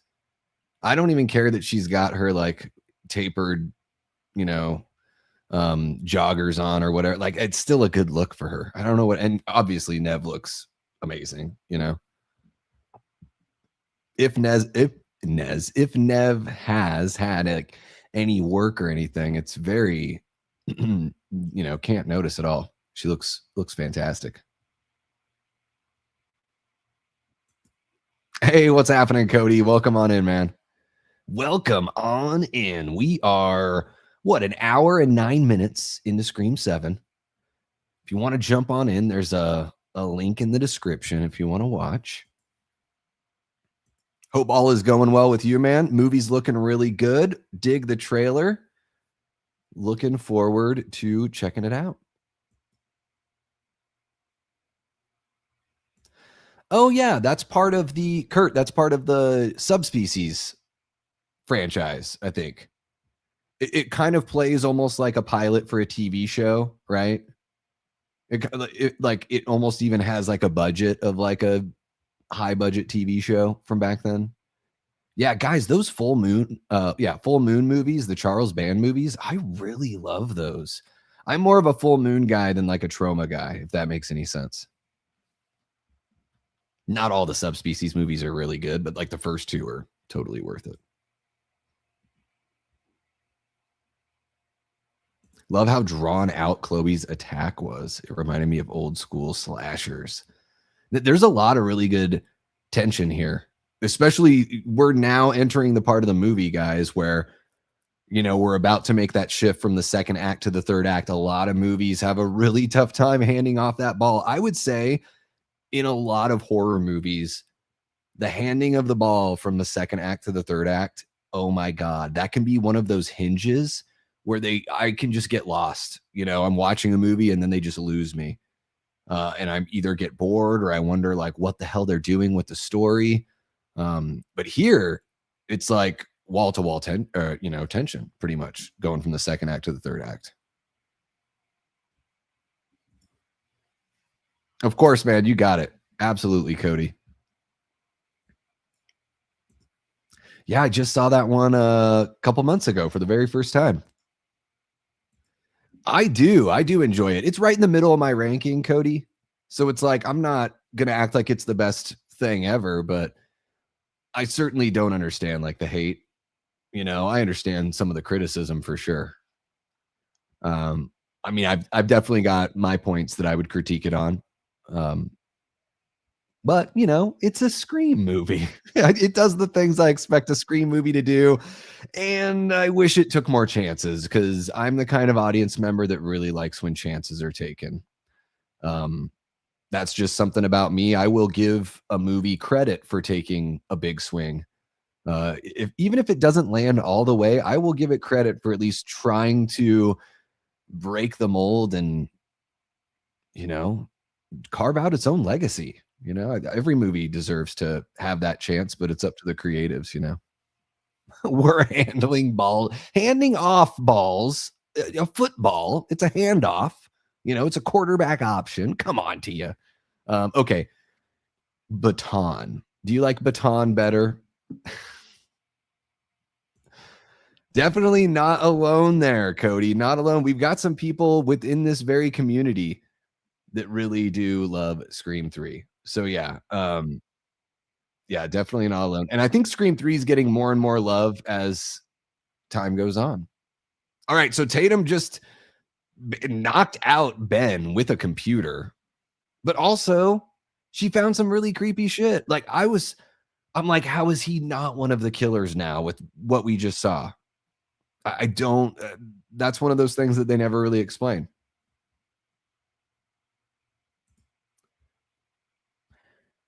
Yeah, I was hoping she would get it in this one, actually. I like Gail as a character. I just want to see Sydney isolated and desperate, you know.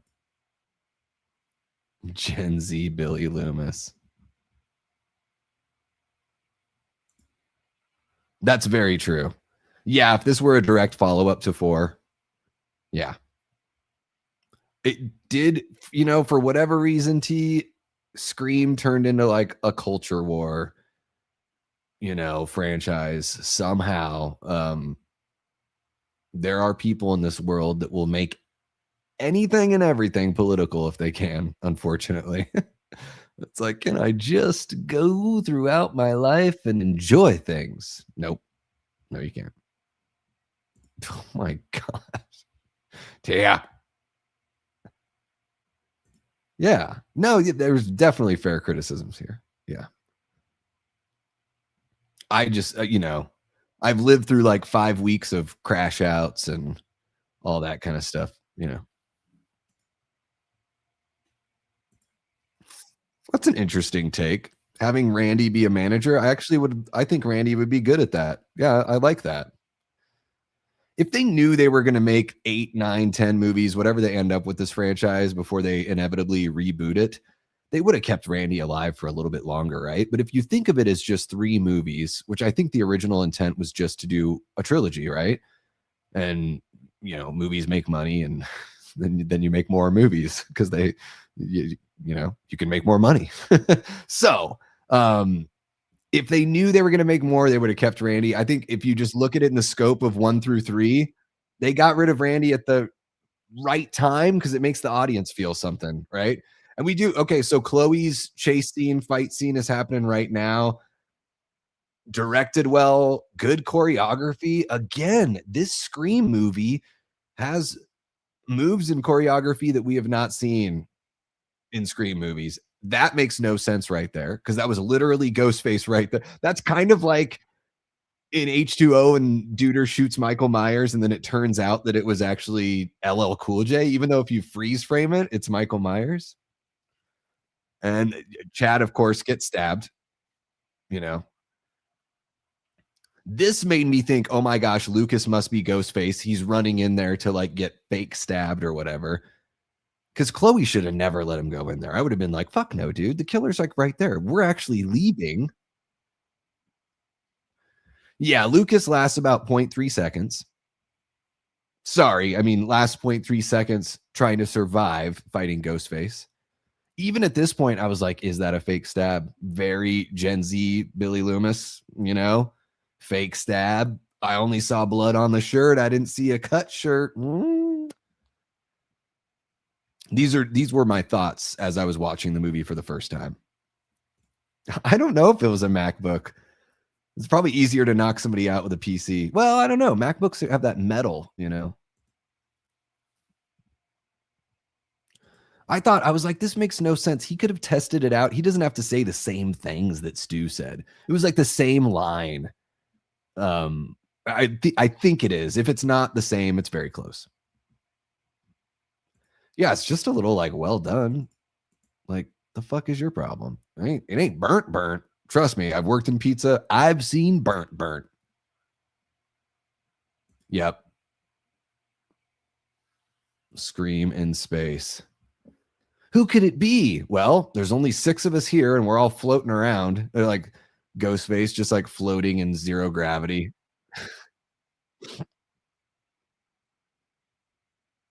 So after all of this, Ghostface fakes leaving the bar by opening that door. How come Chad and Mindy couldn't find that door? It's right at the end of the bar. It's literally 12 feet from where you were just hanging out earlier. See, these are the things. Again, I like this movie, but I'm going to be fair about it, guys. Right? Isn't that a good thing to do in this world? Even if you like something, it's okay to be like, well, I like it, but there's this thing about it that I don't appreciate very much, or can at least acknowledge has its flaws. What a crazy concept, right? Oh, the keys. Ooh, the keys. Yeah, no, I'm right there with you, man. I think they should have kept that theme running with getting rid of, legacy characters. It is about raising stakes. And Aaron, I know, I would imagine maybe you saw Scream 2 in theaters like on opening weekend. I saw it opening night because I didn't want it spoiled. And I was just like 15 or whatever when it came out. Went and caught it opening night, and I was gutted when Randy got gutted. It was just one of those things. And here we go, guys. We got this Lucas kill, which is crazy when you think that this was Jessica doing this, picking, Mama Bear Strength, picking up her own kid and dropping him on there. Everyone was comparing that to like Terrifier. It doesn't reach that level of gore, but for Scream, it is pretty creative. We get a lot of stabby kills in Scream, stabs and slashes. So I quite liked that one. It looked a little silly once the beer started coming out. Maybe there's some CG there that isn't my favorite. But it is a really cool, like that shot, zooming away or the camera moving away. right on Ghostface with a profile on Lucas. I dig that. Oh, and Ghostface takes it right to the face. It's going to be a no holds barred cage match. We got Yarum384 says, I want a prequel of Sydney's mother in Scream 9 or 10 with Billy again being Ghostface. Yeah, we could do that. I think they could make that work as honestly just like a scene in a movie. Like, I think you could just do a flashback that shows what happened that night. I would love to see the Maureen, how that all goes down. I'd love to see it from Sydney's perspective, what she saw, why she thought Billy was cotton, just that whole thing, like, would be, to give us her perspective, though. I think specifically that's the way that if they use that, like, narratively, we should see it through her eyes, if that makes sense. Yeah, it's a good one. It is a good kill, man. Especially in this franchise, it really stands out. And it was one, I was thinking, oh, is he just faking that he got stabbed? And literally within 3 minutes, I'm like, oh, well, hey, they gave me an answer. I appreciate that in the writing, that's for sure. Scream X Ghost Space. Oh my God, Ghost Space. Lady Gaga is Sydney Prescott's sister that no one's talked about until now. Dude, this guy, Ben gets no chance. This is a bummer. I would have liked a bigger fight there. Whenever a character shows up and they're just dispatched without any sort of fight, it is a bit of a bummer. Now, of course, you have a bunch of kills in this movie. Not everyone needs to be the same, but he just gets absolutely pwned. I just like the character, so I guess I just want to see a little bit more for him. Well, and they didn't, yeah, not getting rid of Gail. They should have gotten rid of her in 6, stuff like that. Yeah. Longevity, man. I think that's what it is money and longevity. What executives think when they think about money is going to be a lot different than what the creatives think when they think about telling a good story. So those things have to play with each other. But yeah, I would want Sydney. I did this top 5 things that I want from Scream 7 before it came out. I wanted Sydney to be like isolated, no connection with anyone from Woodsboro. Like she loses Gail in this movie and just finally broken. Like she's always been such a strong character. I would love some Dark Night of the Soul from Sydney Prescott. I don't need her to be depressed, broken Laurie Strode from Halloween 2018. Not like that. I want her to be almost like shell shock in the moment, kind of broken, I just like, and then having her come out of it, watching her dig herself out of that ditch and bring her daughter along, and they both overcome together. That would have been, I think, pretty powerful. It's a little bit. It's not so much like Rube Goldberg, but I know what you mean. Yeah, like there's a little bit of a silly kind of thing going on. It's like a setup kill, like an old school slasher kill. Whereas Ghostface, yeah, is usually just pragmatic. It's like, I'm stabbing you just because it's the easiest way to get this going. Yeah, I remember I saw it opening night because I was on MIRC all the time back in the day, Aaron. And I knew it was going to get spoiled for me if I didn't watch it opening night. Rob Dean, what's happening? Says Mr. Death Beam. I love that. Mr. Death Beam, do you believe this was more of a thank you to Nev and a love letter from Kevin Williamson overall? I don't know about a thank you. I think what this is I think for Kevin, it's a love letter to Wes. And I think one of the reasons why Nev came back, or one of the things that got her back other than the money, is I think she really wanted to have Kevin come in and direct the movie. So, I think it's kind of like they wanted to give Nev and Kevin that one movie, that they've talked about since the very first movie, about them working on one together with Kevin at the helm. But yeah, I see it as a love letter to Wes because I think it's Kevin bringing Scream back to what Scream was before Radio Silence, and kind of returning it to, you know, the original thread that I think was much better. Yeah. I'm also just wondering, like, when you're Ghostface, are you just so jacked up from the adrenaline that you can just do whatever? I get that's like kind of a thing too. She admits it. Yeah. I don't understand either. Like, physically speaking, Kim, I'm right there with you, but she does say that she did it. So unless she just means that she did it in the sense that she let it happen because they're all in it together, you know? Ah, oh my god, that would have been hilarious.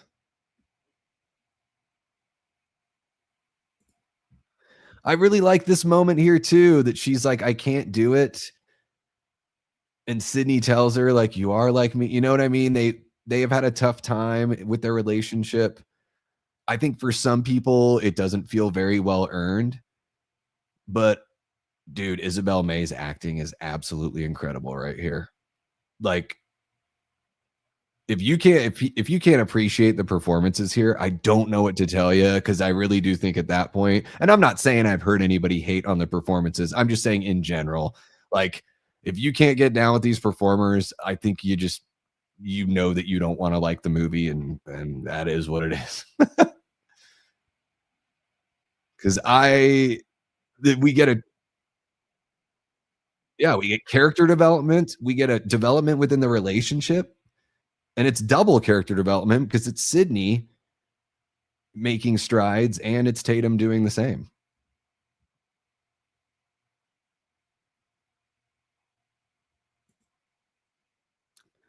Yeah, it doesn't play as well as it could. I think it's supposed to just show how psycho she is, but yeah, it doesn't.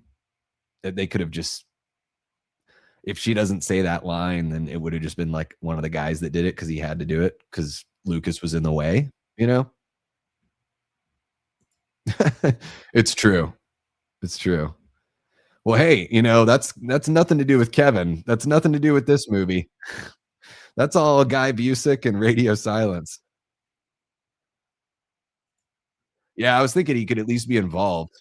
Again, the action is shot really well. The physicality is great. The stunt work is really good here. And I'm not saying the other movies don't have it. I just want to acknowledge that, you know, again, this movie has been throw the baby out with the bathwater, for a lot of people, unfortunately.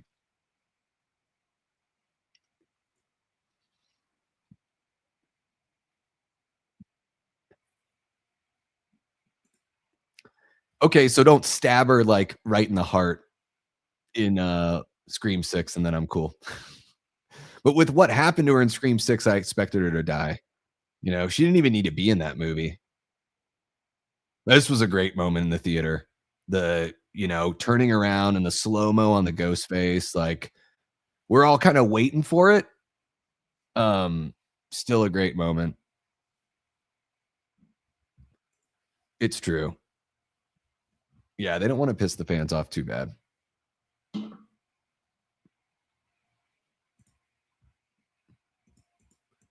There's probably a little bit of that there too. They knew if they brought it back to something that, harkened to the original, that people would be, a little more receptive.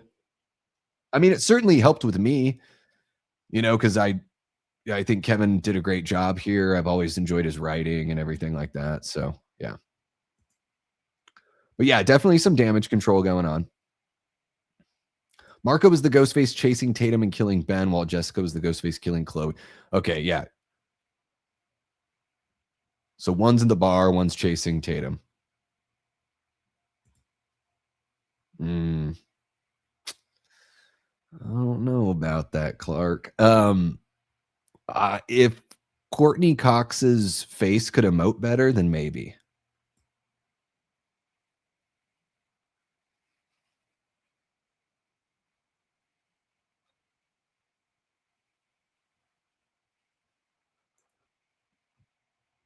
Oh, which moment's that? Is that coming up here?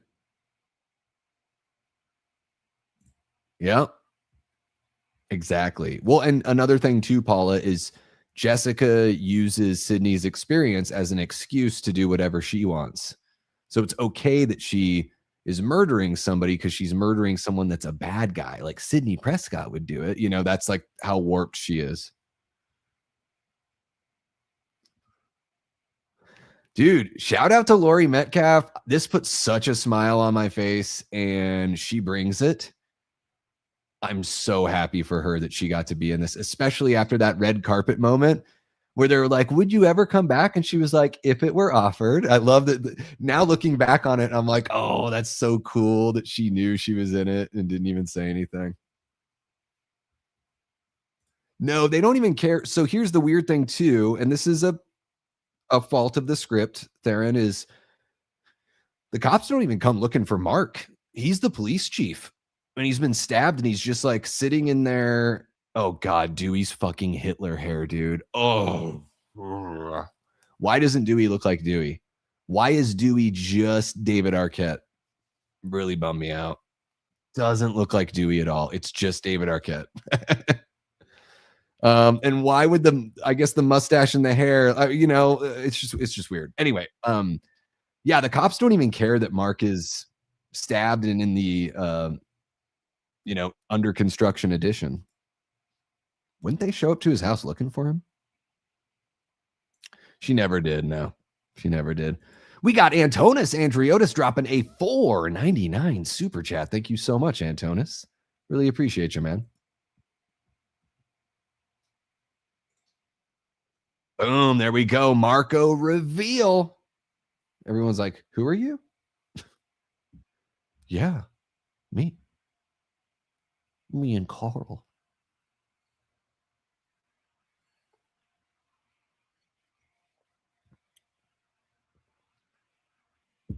You do got to shoot the head, you do. It's just the way to feel safe about it all. Stu. So check it out, guys. The door opens up and Ghostface walks through. Who opens up the door? Is it a stagehand just because they wanted it to look cool? Or is there a fourth Ghostface that was out there that opened up the door? Somebody opened up that door, unless it's on a clicker. The HR training video segment. Yeah. It's so you've recently been hired at AMC Theaters.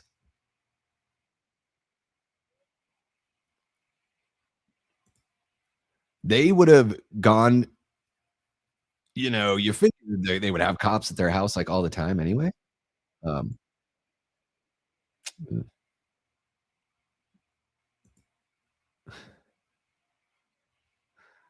Dewey looks, he's got Hitler hair. It just doesn't, it's so off-putting to me.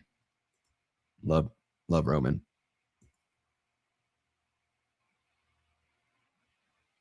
Alive in spirit, but dead. There you go. It's final.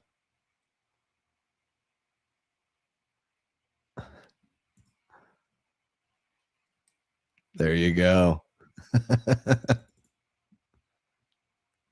Emo Dewey, yeah. Like Dewey goes to dashboard confessional. Yeah, no, I read about that for sure. Yeah, sometimes those things don't. Yeah, I heard people critiquing the movie for that as if it was the movie's fault or oversight. I heard people were like, "That would have been good. Why didn't they do that?" And it's like, well, they tried. Can't get everyone all the time. It's possible. It's possible, but Marco just said he's dead twice. Yeah. What if it's, I don't know. Couldn't be Chad or Mindy. I was kind of frustrated that Chad, Mindy, and Gail don't show up in the third act. Like not at all. At the very end of the movie, but they're not in the third act. Yeah. Marco went, whew. See, she says pulled a Sydney, killed my husband. That's not what Sydney did, right? But she's like, it's like the Melissa Barrera firing, not rehired thing, you know? It's a refusal to take words at their actual definition, you know, creating your own lexicon so your biases can be confirmed. You know, we see it all over the place. We really do. Hate that Mark is alive. Yeah.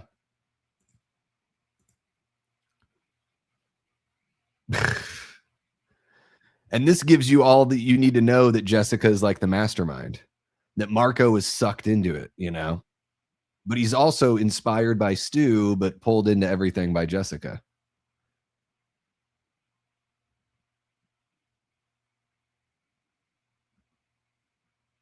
Yeah. You know, they could have killed Mark. Based on what they showed us in the trailer, I'm cool with them keeping him alive because it seemed like they were like, oh, he's for sure dead in the trailer. Um, yeah, I don't know. I guess I didn't really think about it this way before. Because I think the stakes are there with Tatum being kidnapped. But yeah, the movie would have been far more tragic and sad if Mark's dead. Or if Mark, even if he gets killed in this scene, you know? Yeah. And it's like getting worse and worse as she rants. I kind of like that too. She finally gets to like she's finally able to let it all out, you know?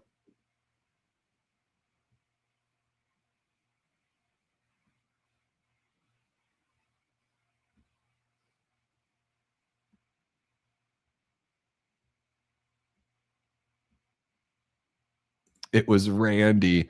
Well, I think Randy's dead, but I do love me some Randy. I would hate it if Randy were Ghostface. That would bum me out so bad. I would have loved to see Randy end up with Sydney, but whatever. Didn't get that. Dude, blown right, head done, brains out the back of it. See ya.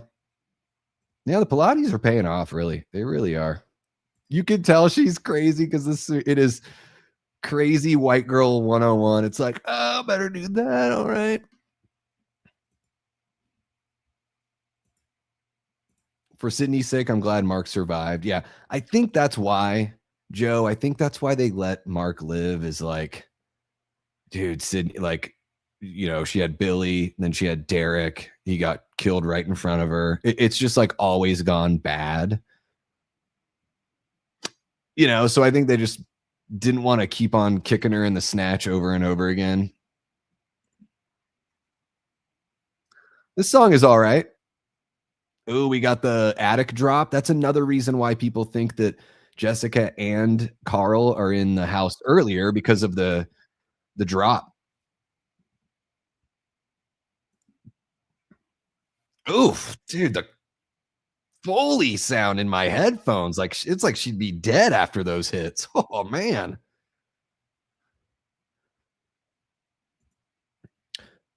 Well, it's like random to Sydney, right? Because she doesn't know about this side of Jessica, but to Jessica, it is like it's her world. So, you know, I think that's the whole parasocial thing, you know? People say that, they say it's random, but to the mind of the killer, she and Sydney are like the same, you know?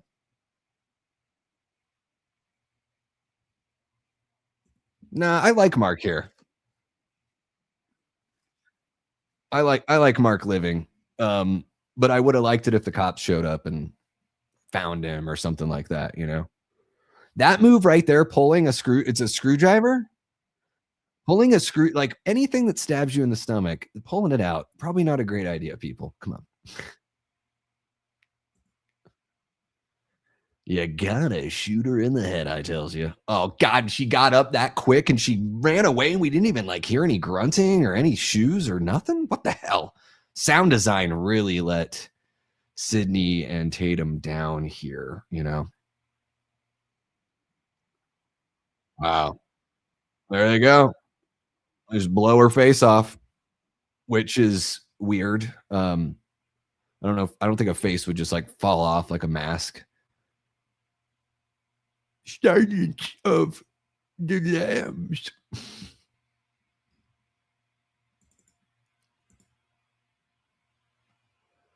Boom. That's right, Tatum. That's right. Dude, Isabel May's so good. Like, it's kind of cool as an old dude to watch these movies and having a new generation of actors in there that I don't know about, and just getting to like form an opinion on them as performers from a franchise I already know and love. It's a pretty interesting, cool thing.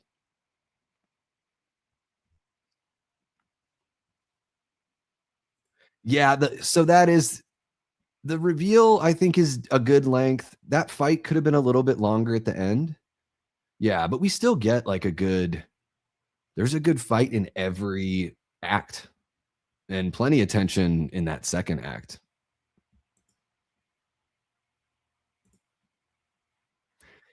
It's gotta be something with, when they put it up on these sites to make sure that they don't get it taken down. I would imagine that's what it is.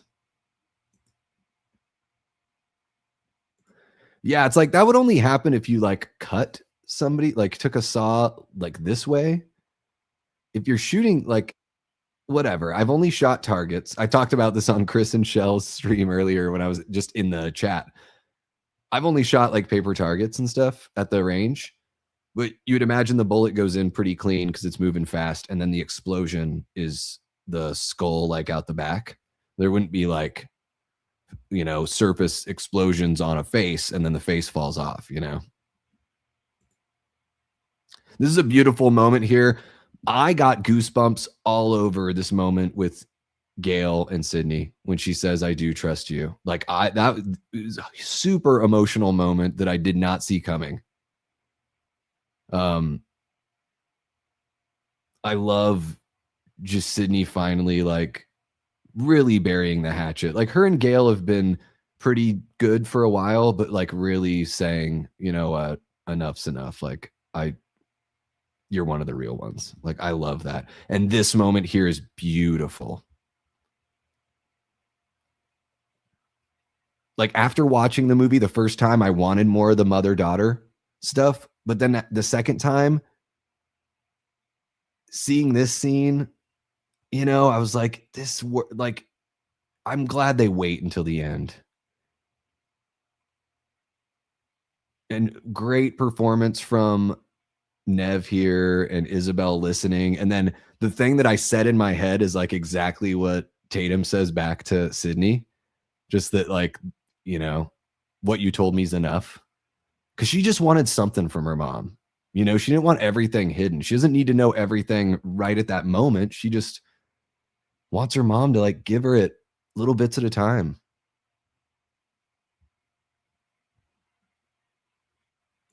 Favorite movie of the year so far? Oh gosh.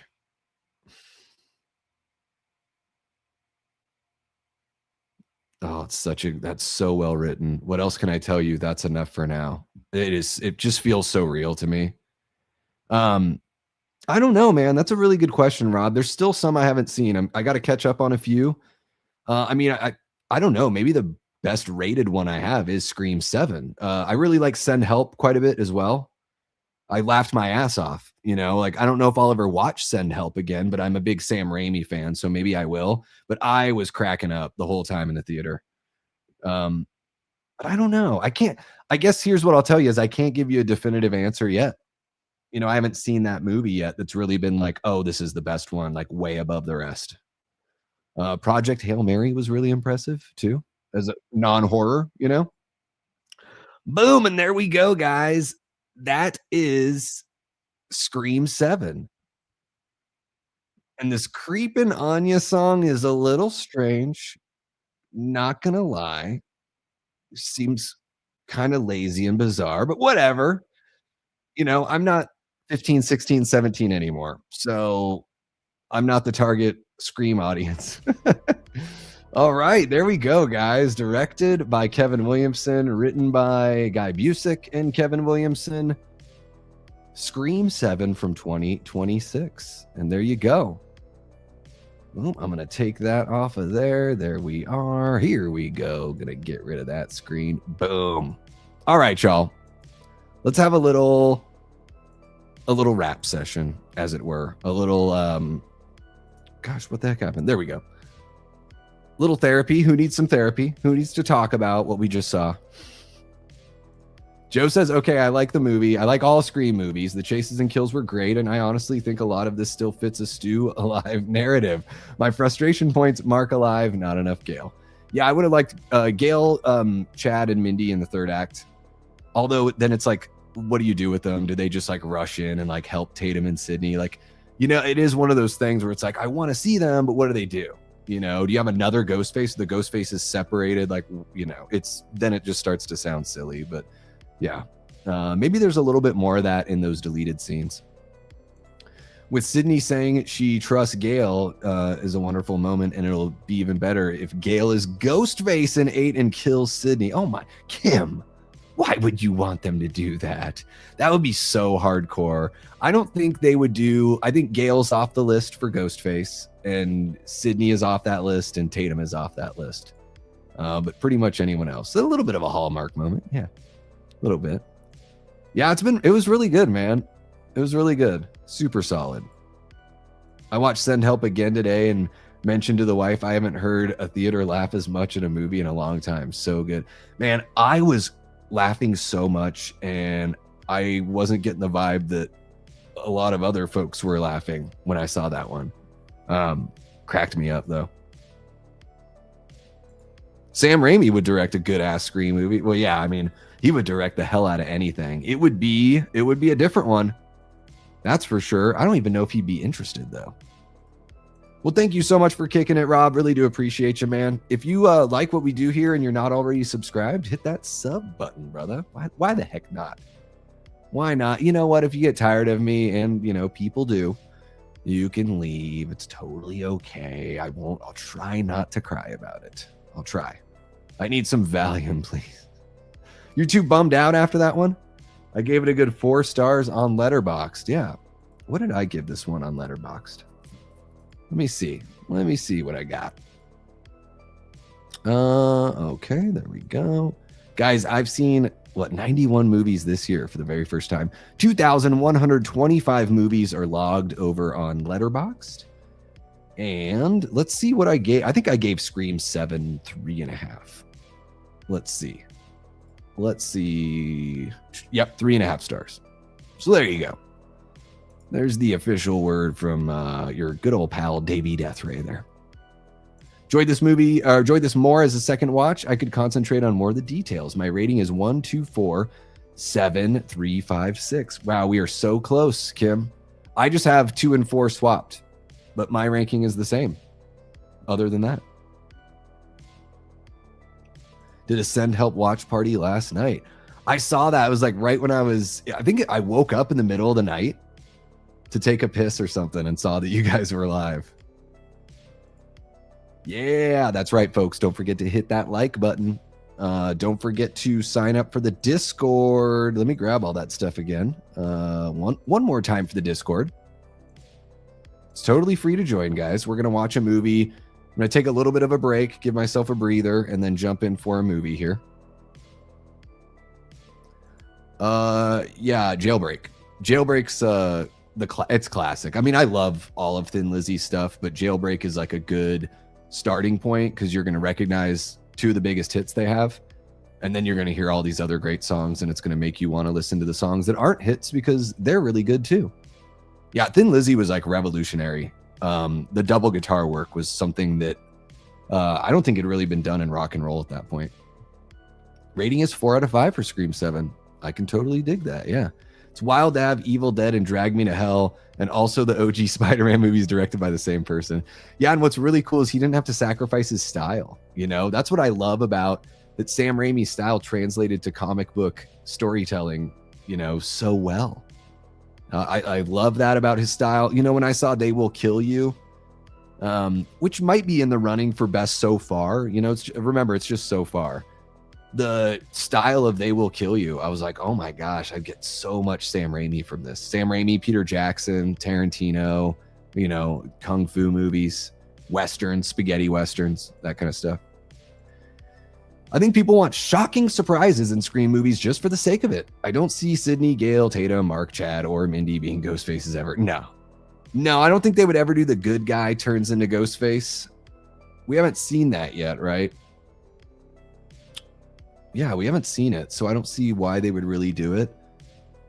Yeah, they just don't take big swings in this franchise, do they, Aaron? It's too bad.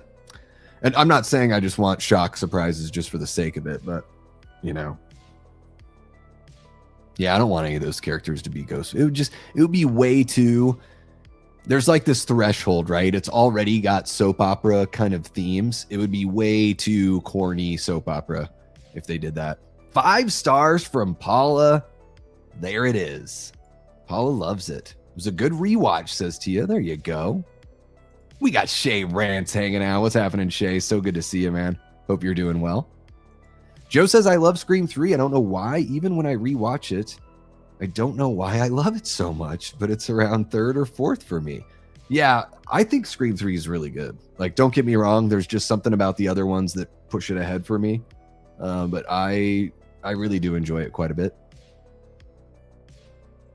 Yeah, really for me, like 5 and 6 are the 2 that I like don't like as much. All the other ones in the franchise, like, you know what, I probably gave Scream 3. Let me see what I gave Scream 3 as far as a star rating. So I gave Scream 3 on Letterboxd 3 stars. Yeah, I think that's pretty fair. But I really do enjoy it. Finally saw it. All right, stopped after McKenna Grace got killed. All right.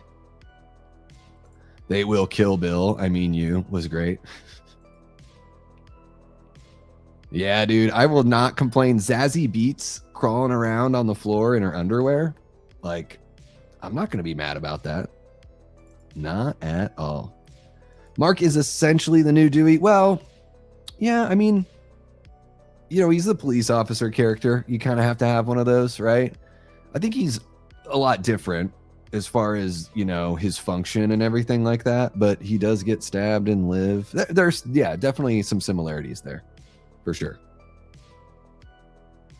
I'll pass on that. Kill him off. He was great and should have died to push the story. Oh, on the new Dewey. Just get rid of him now.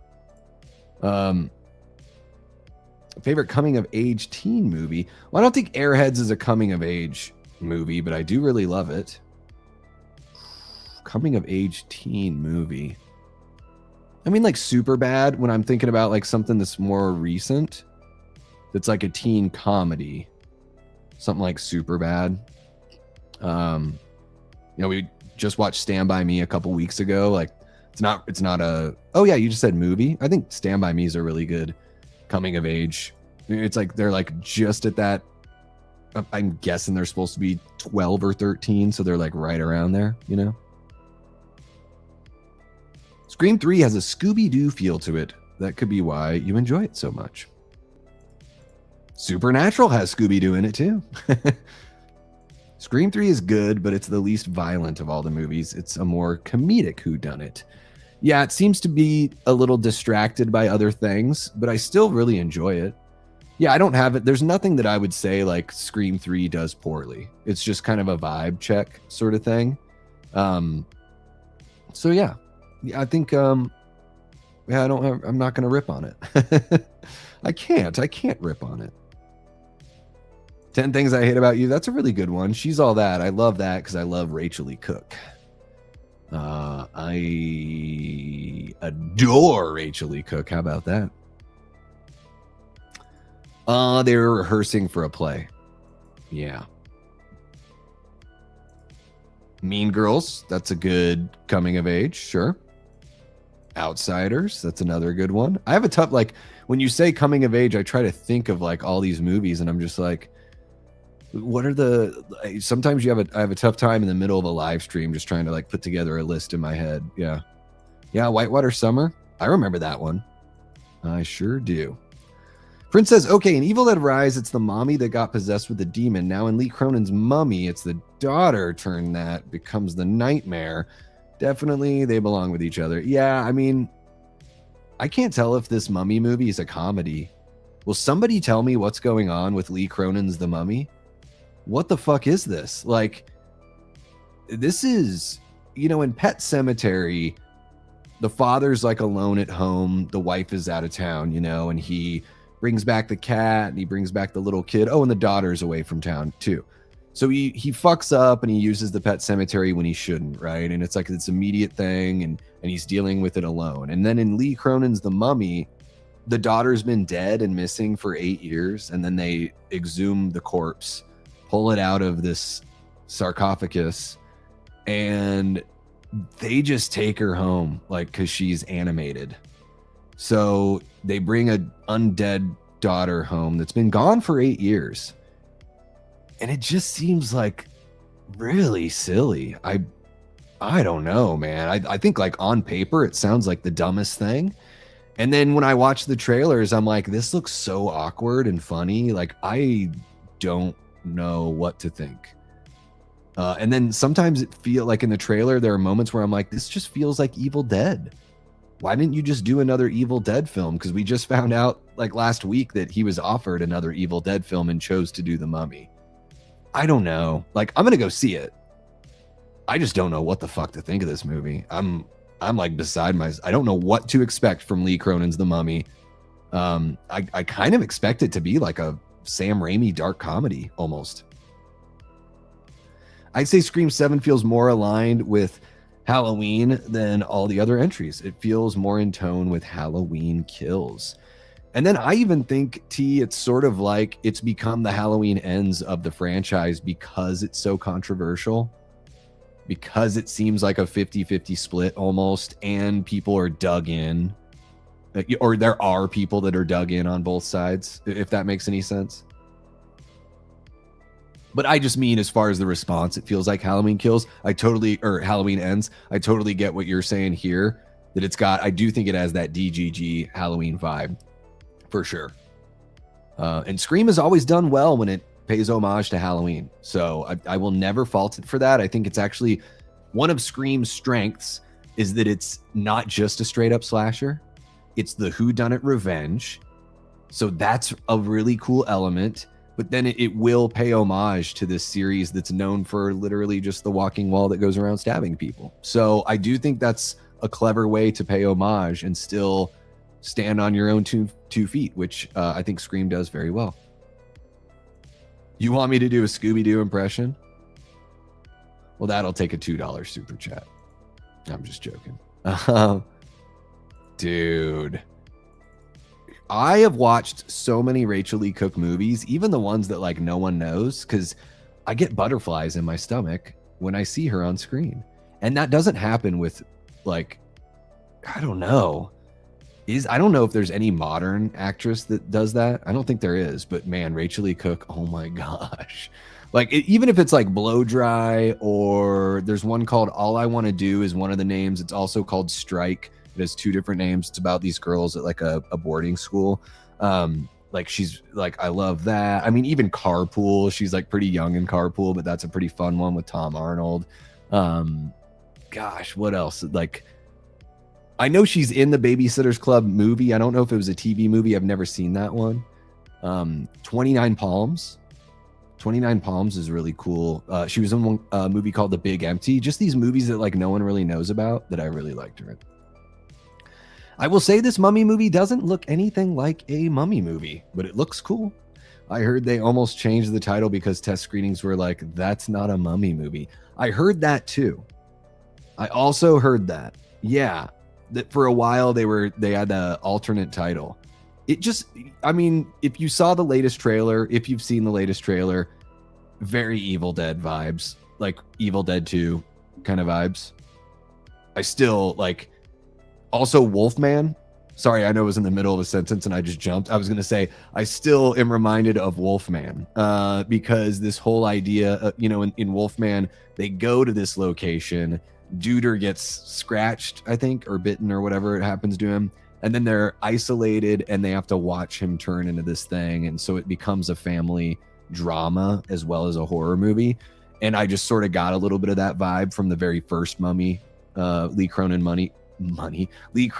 Mummy trailer, that I was just like, oh, we're doing the domesticated Universal monster, You know what I mean? We're bringing the Universal monster into the home instead of the museum or the lagoon or the castle or whatever. We're now, that's what we're doing. So you bring the mummy home just like the Wolfman went home. Let's see here. Is it yucky because of Rachel Lee Cook? Oh, come on. Now and Then is a good coming of age movie. Yeah. Oh, you know, Monster Squad is another good coming of age movie. Prince. Yeah. Now and Then, I don't, you know, I know what it is, Paula. I don't think I've seen it since I was a little kid. They should do a Short Circuit remake horror movie. I mean, even just a Short Circuit remake would be kind of fun. Are there people that just watch horror movies for the kills? I'm sure. Oh, yeah. Well, because think about this, Antonis. There's a whole sphere of horror that they don't even really have narratives. They're these like kind of like short films, and they're just nasty, and they're meant to look real, even though it's, you know, it is all effects and everything, but it's meant to be a lot more uncomfortable. And it's like this own little corner of horror that just, it's not driven by narrative at all. So there's not really a story or anything like that. So yeah, I mean, there certainly are. I'm hoping it's the Mummy at Scream Unseen on Monday. Oh shit. Oh shit. Pet Sematary and Cujo, parallel movies. They belong to each other. There you go. Well, yeah, I mean, both written by the same guy too. So there you go. Thank you so much for kicking it with us, Kim. Really do appreciate you. Hope you have a great rest of your evening, and we'll see you next time around. Oh my God, I love Tales from the Crypt. What's your favorite episode, Steph? Favorite episode? And I really watch horror for me, it's the roller coaster of it all. And yeah, I mean, the kills are fun, right? It's like the horror, it's like the horror version of a joke is the kill. So they definitely, I don't know. There is an excitement. It's not the only thing I go to horror for, you know? Oh, you want a little, I don't even know. Like, can I just do it on command? Row. Davey do. There you go, Prince. You got a little Davey do. I could probably do it better. I don't know. Sometimes I can like find it, and other times I can't. I don't know. I don't know, Shaggy. I don't know, Shaggy. Oh, let's see here. It reminds me of seeing the trailer for M. Night's Old. I swear I couldn't take that shit seriously. It was so laughable. I thought maybe it was a comedy. Never watched it. Never will. Dude, the Mummy trailer, I'm just like, this is so fucking weird. Maybe the weird is all. Maybe it's my problem, though. Freddie Prinze Jr. and Linda Cardellini in a Scream movie. Yeah, then everyone's been involved. Yeah. Hey, they could put Freddie Prinze in now since they've already, you know, used him up. And I know what you did last summer. He's done over there, right? I legit thought I was watching an Evil Dead trailer when I recently watched it. Yep. Yeah, the whole line about like, you know, smelling the piggies, and then the mummy goes down and licks the little girl's toes from underneath the door. That is the most and it's weird. Would I want to see that in a Evil Dead movie? I don't think so. And it just extra grossed me out to see it out of context from Evil Dead, where I was just like, what is this? Like, what? Just keep that girl buried. It does, the makeup, the look of makeup on the girl does look like that Exorcist Believer makeup. Yeah. That would be really cool. I mean, you know, Del Toro did Shape of Water, which was kind of, he tried to get a Creature from Black Lagoon movie going, and it didn't work out with Universal. And so he did Shape of Water instead. So that's probably the closest we've gotten. But yeah, I think rebooting all those monsters would be really cool if they handle them the right way. I mean, they're classic for a reason. I think Gilman is like pretty dope looking. You don't even really need to change the design very much. Like, I don't think it needs an update. I mean, I think all those characters don't really need updates as far as like the look. It's just the, you know, all the advancements that we have in makeup and all that stuff that they could apply to that. Top 3 movies that should never be remade. Jaws. That's got to be number 1. I'm not going to include any Star Wars movies because I don't want them to remake any of them. That's a really good question. Let me look around here. All of these movies have already been remade. Yeah, I don't know. Jaws. All the Jawses. I'm trying to think of other ones. I mean, anything that Kubrick's done shouldn't be remade. You shouldn't remake Citizen Kane. You shouldn't remake. I mean, I could name a whole bunch. But yeah, I think Jaws is the one that really stands out, where it would be a pretty big hill to climb to try to remake that movie. The soap episode. The soap episode. I wonder if I've seen this one. I haven't seen every one. Like when I was a kid, I never had HBO, so we would get that free week of HBO, you know, every year, and I would watch it then, or like I'd be at a friend's house on the weekend or something and watch it then. Tales from the Crypt. But I do have like 4 of the seasons on DVD. Soap episode.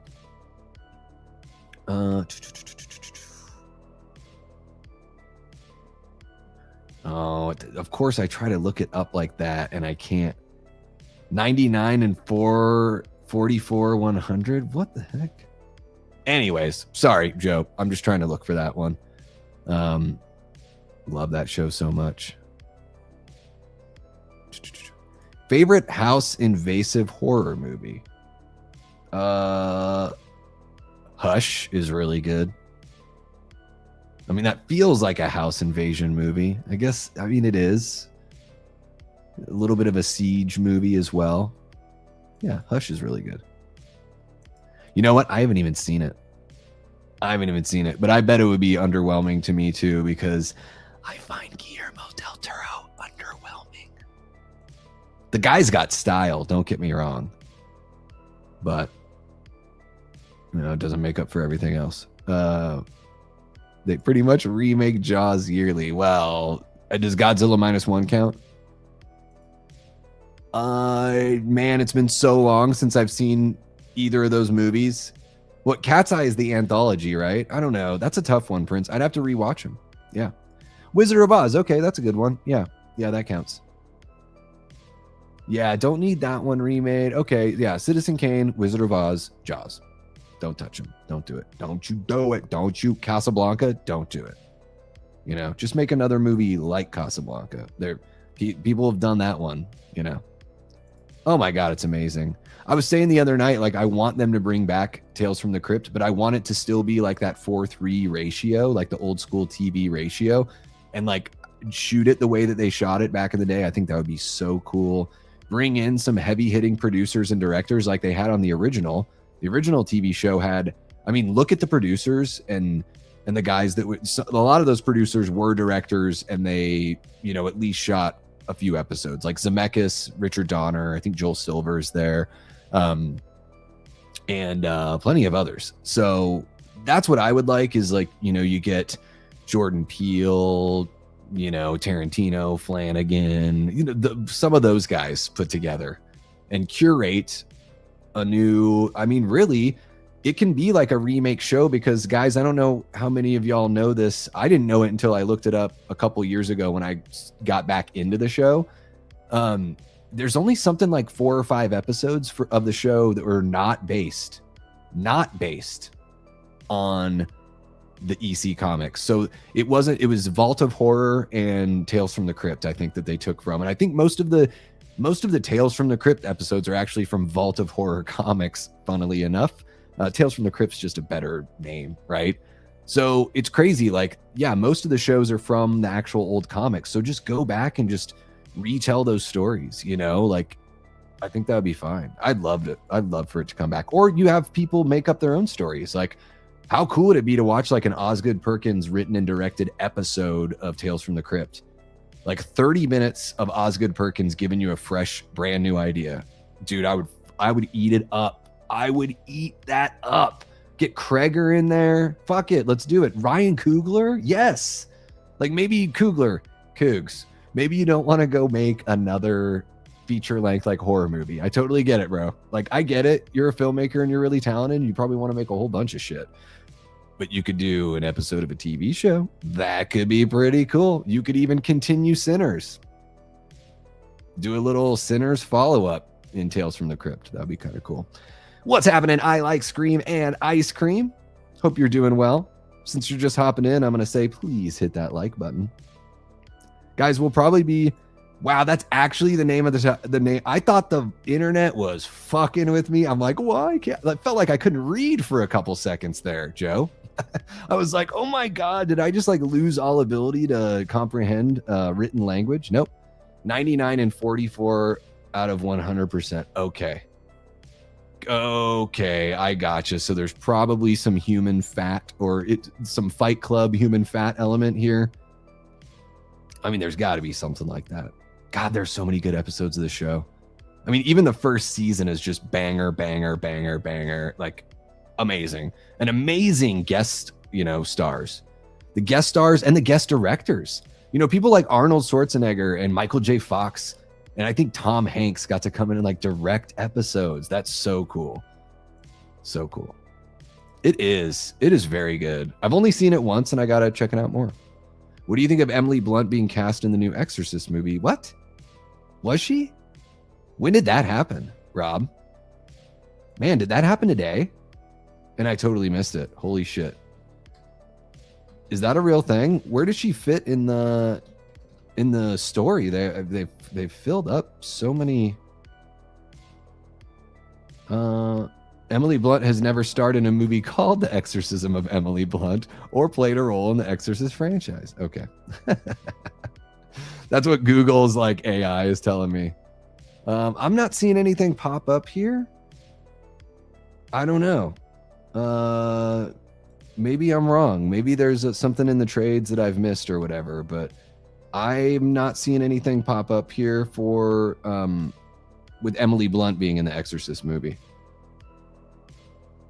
For what it's worth, I just can't find it. Met Matthew Lillard last month. He was awesome and super nice. Dude, he seems incredible.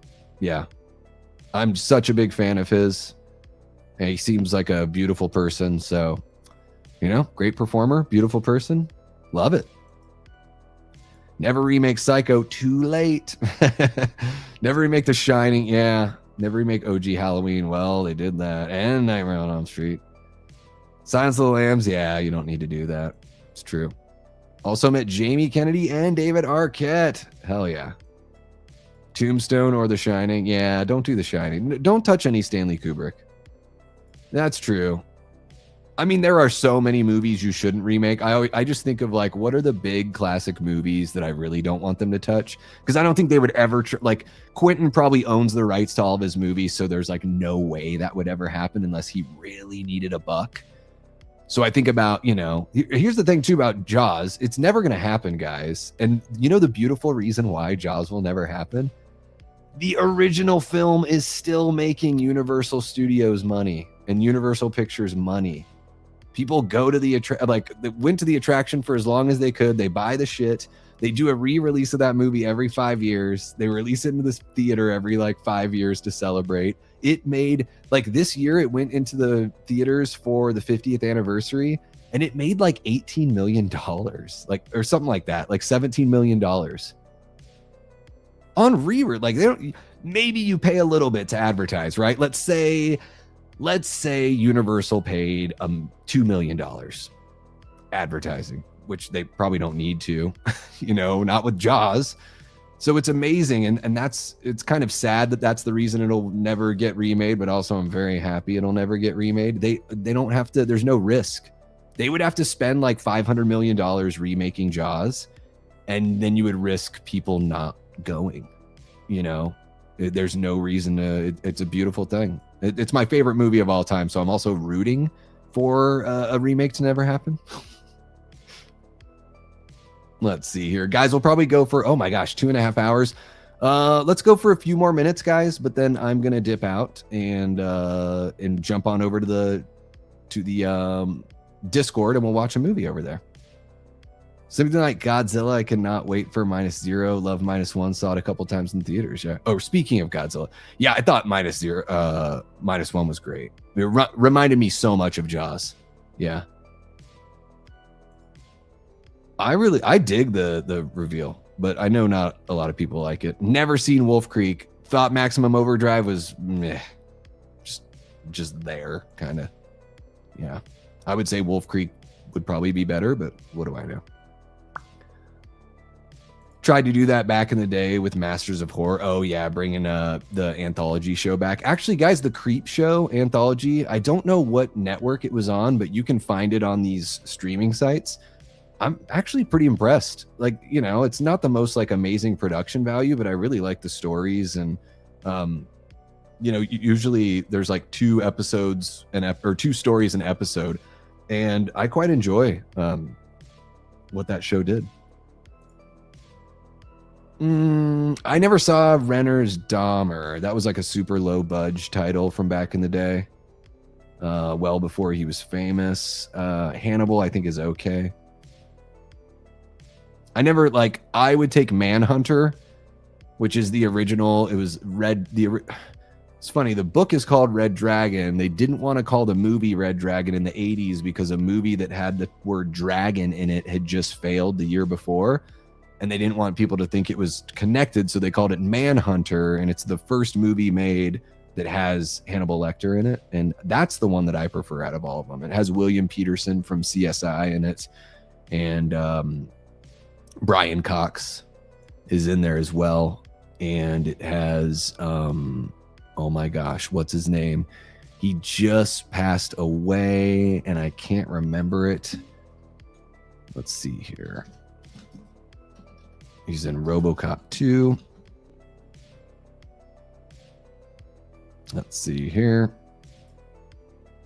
Thank you for not helping at all, Brave Browser. Tom Noonan. Yeah, Tom Noonan's in there as well. Really, really good. ScarJo, yeah. Yeah, it was ScarJo. Yeah, no worries, man. I think it's really good for, yeah. I actually have a video about it, Rob, because I talk about the horror news here on the channel, and I put out pre-recorded videos covering the news. So when that was first announced months back, I covered it, but I've also been covering, the cast is just stellar. So we don't know anything about the story, and I think that's fine. Like, we all know what Mike Flanagan is capable of, and the kind of caliber of, the product that he puts out there is really damn good. And so, yeah, I don't know. I'm not the hugest Exorcist fan as far as like the franchise. I don't really like care too much about it. But I don't see how this could be bad, at all. I'd imagine this is going to be one of the better, we look back on this movie decades down the line, it's going to be remembered as one of the better entries in the franchise,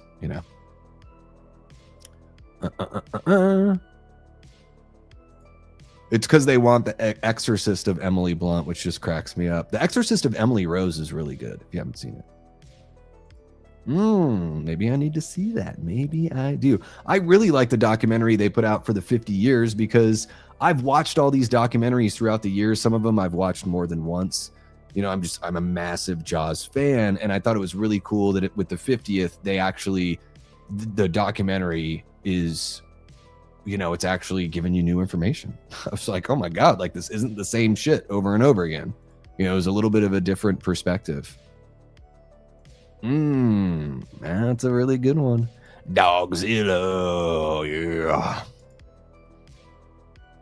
Yeah, that was maybe my second time seeing it on the big screen, but I got to watch it in 3D. That was really cool. And Aaron, check this out. I was the only one in the theater. Only one. My favorite movie. 3D. Oh my God.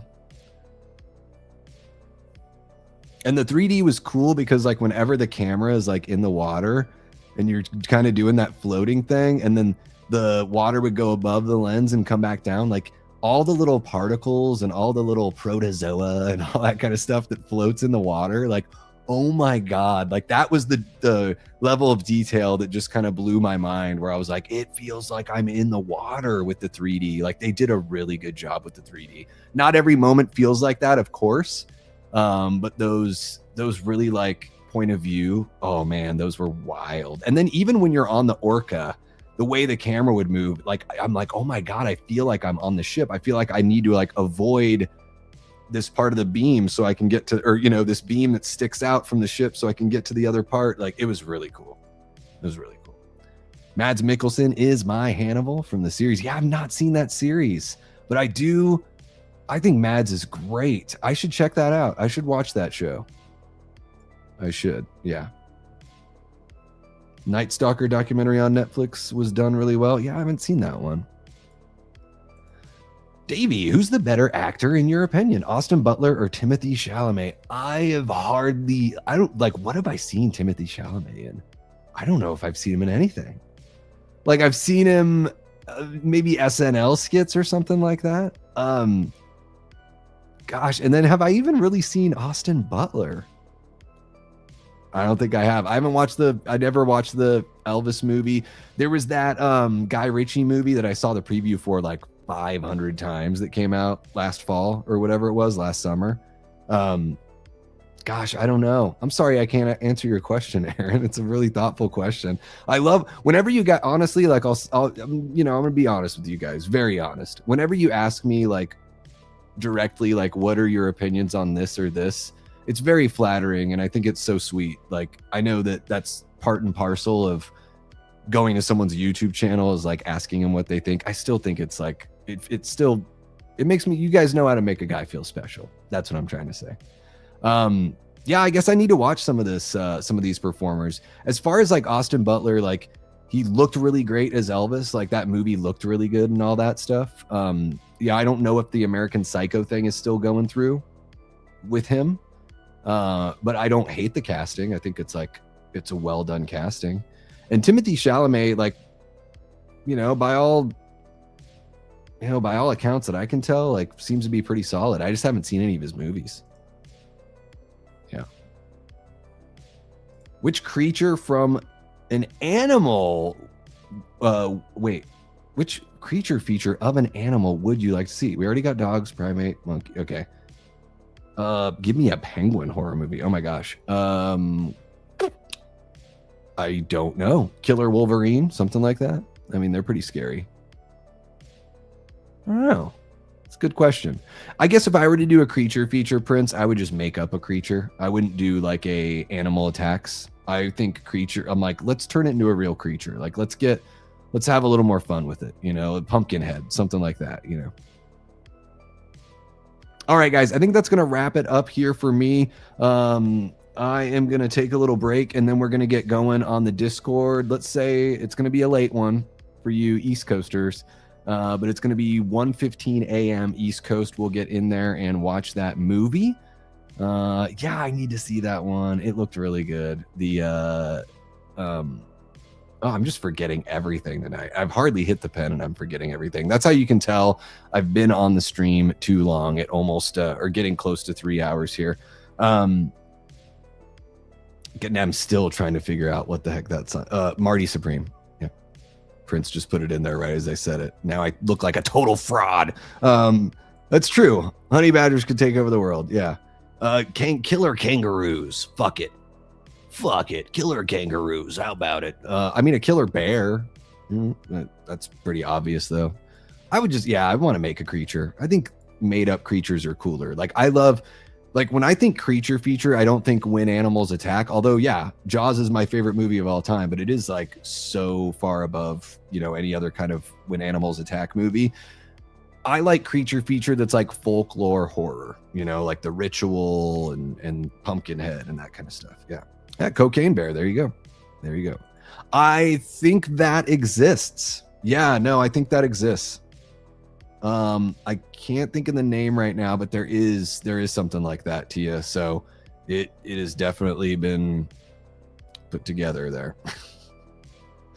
All right, guys, that is going to wrap it up for me here at 2 hours, 40 minutes. What better time to go ahead and put this stream to bed? Thank you so very much for hanging out on the stream with me, watching Scream 7. Really do appreciate you guys. Thank you so much to the channel members and the Patreon members and our Death Squad mods.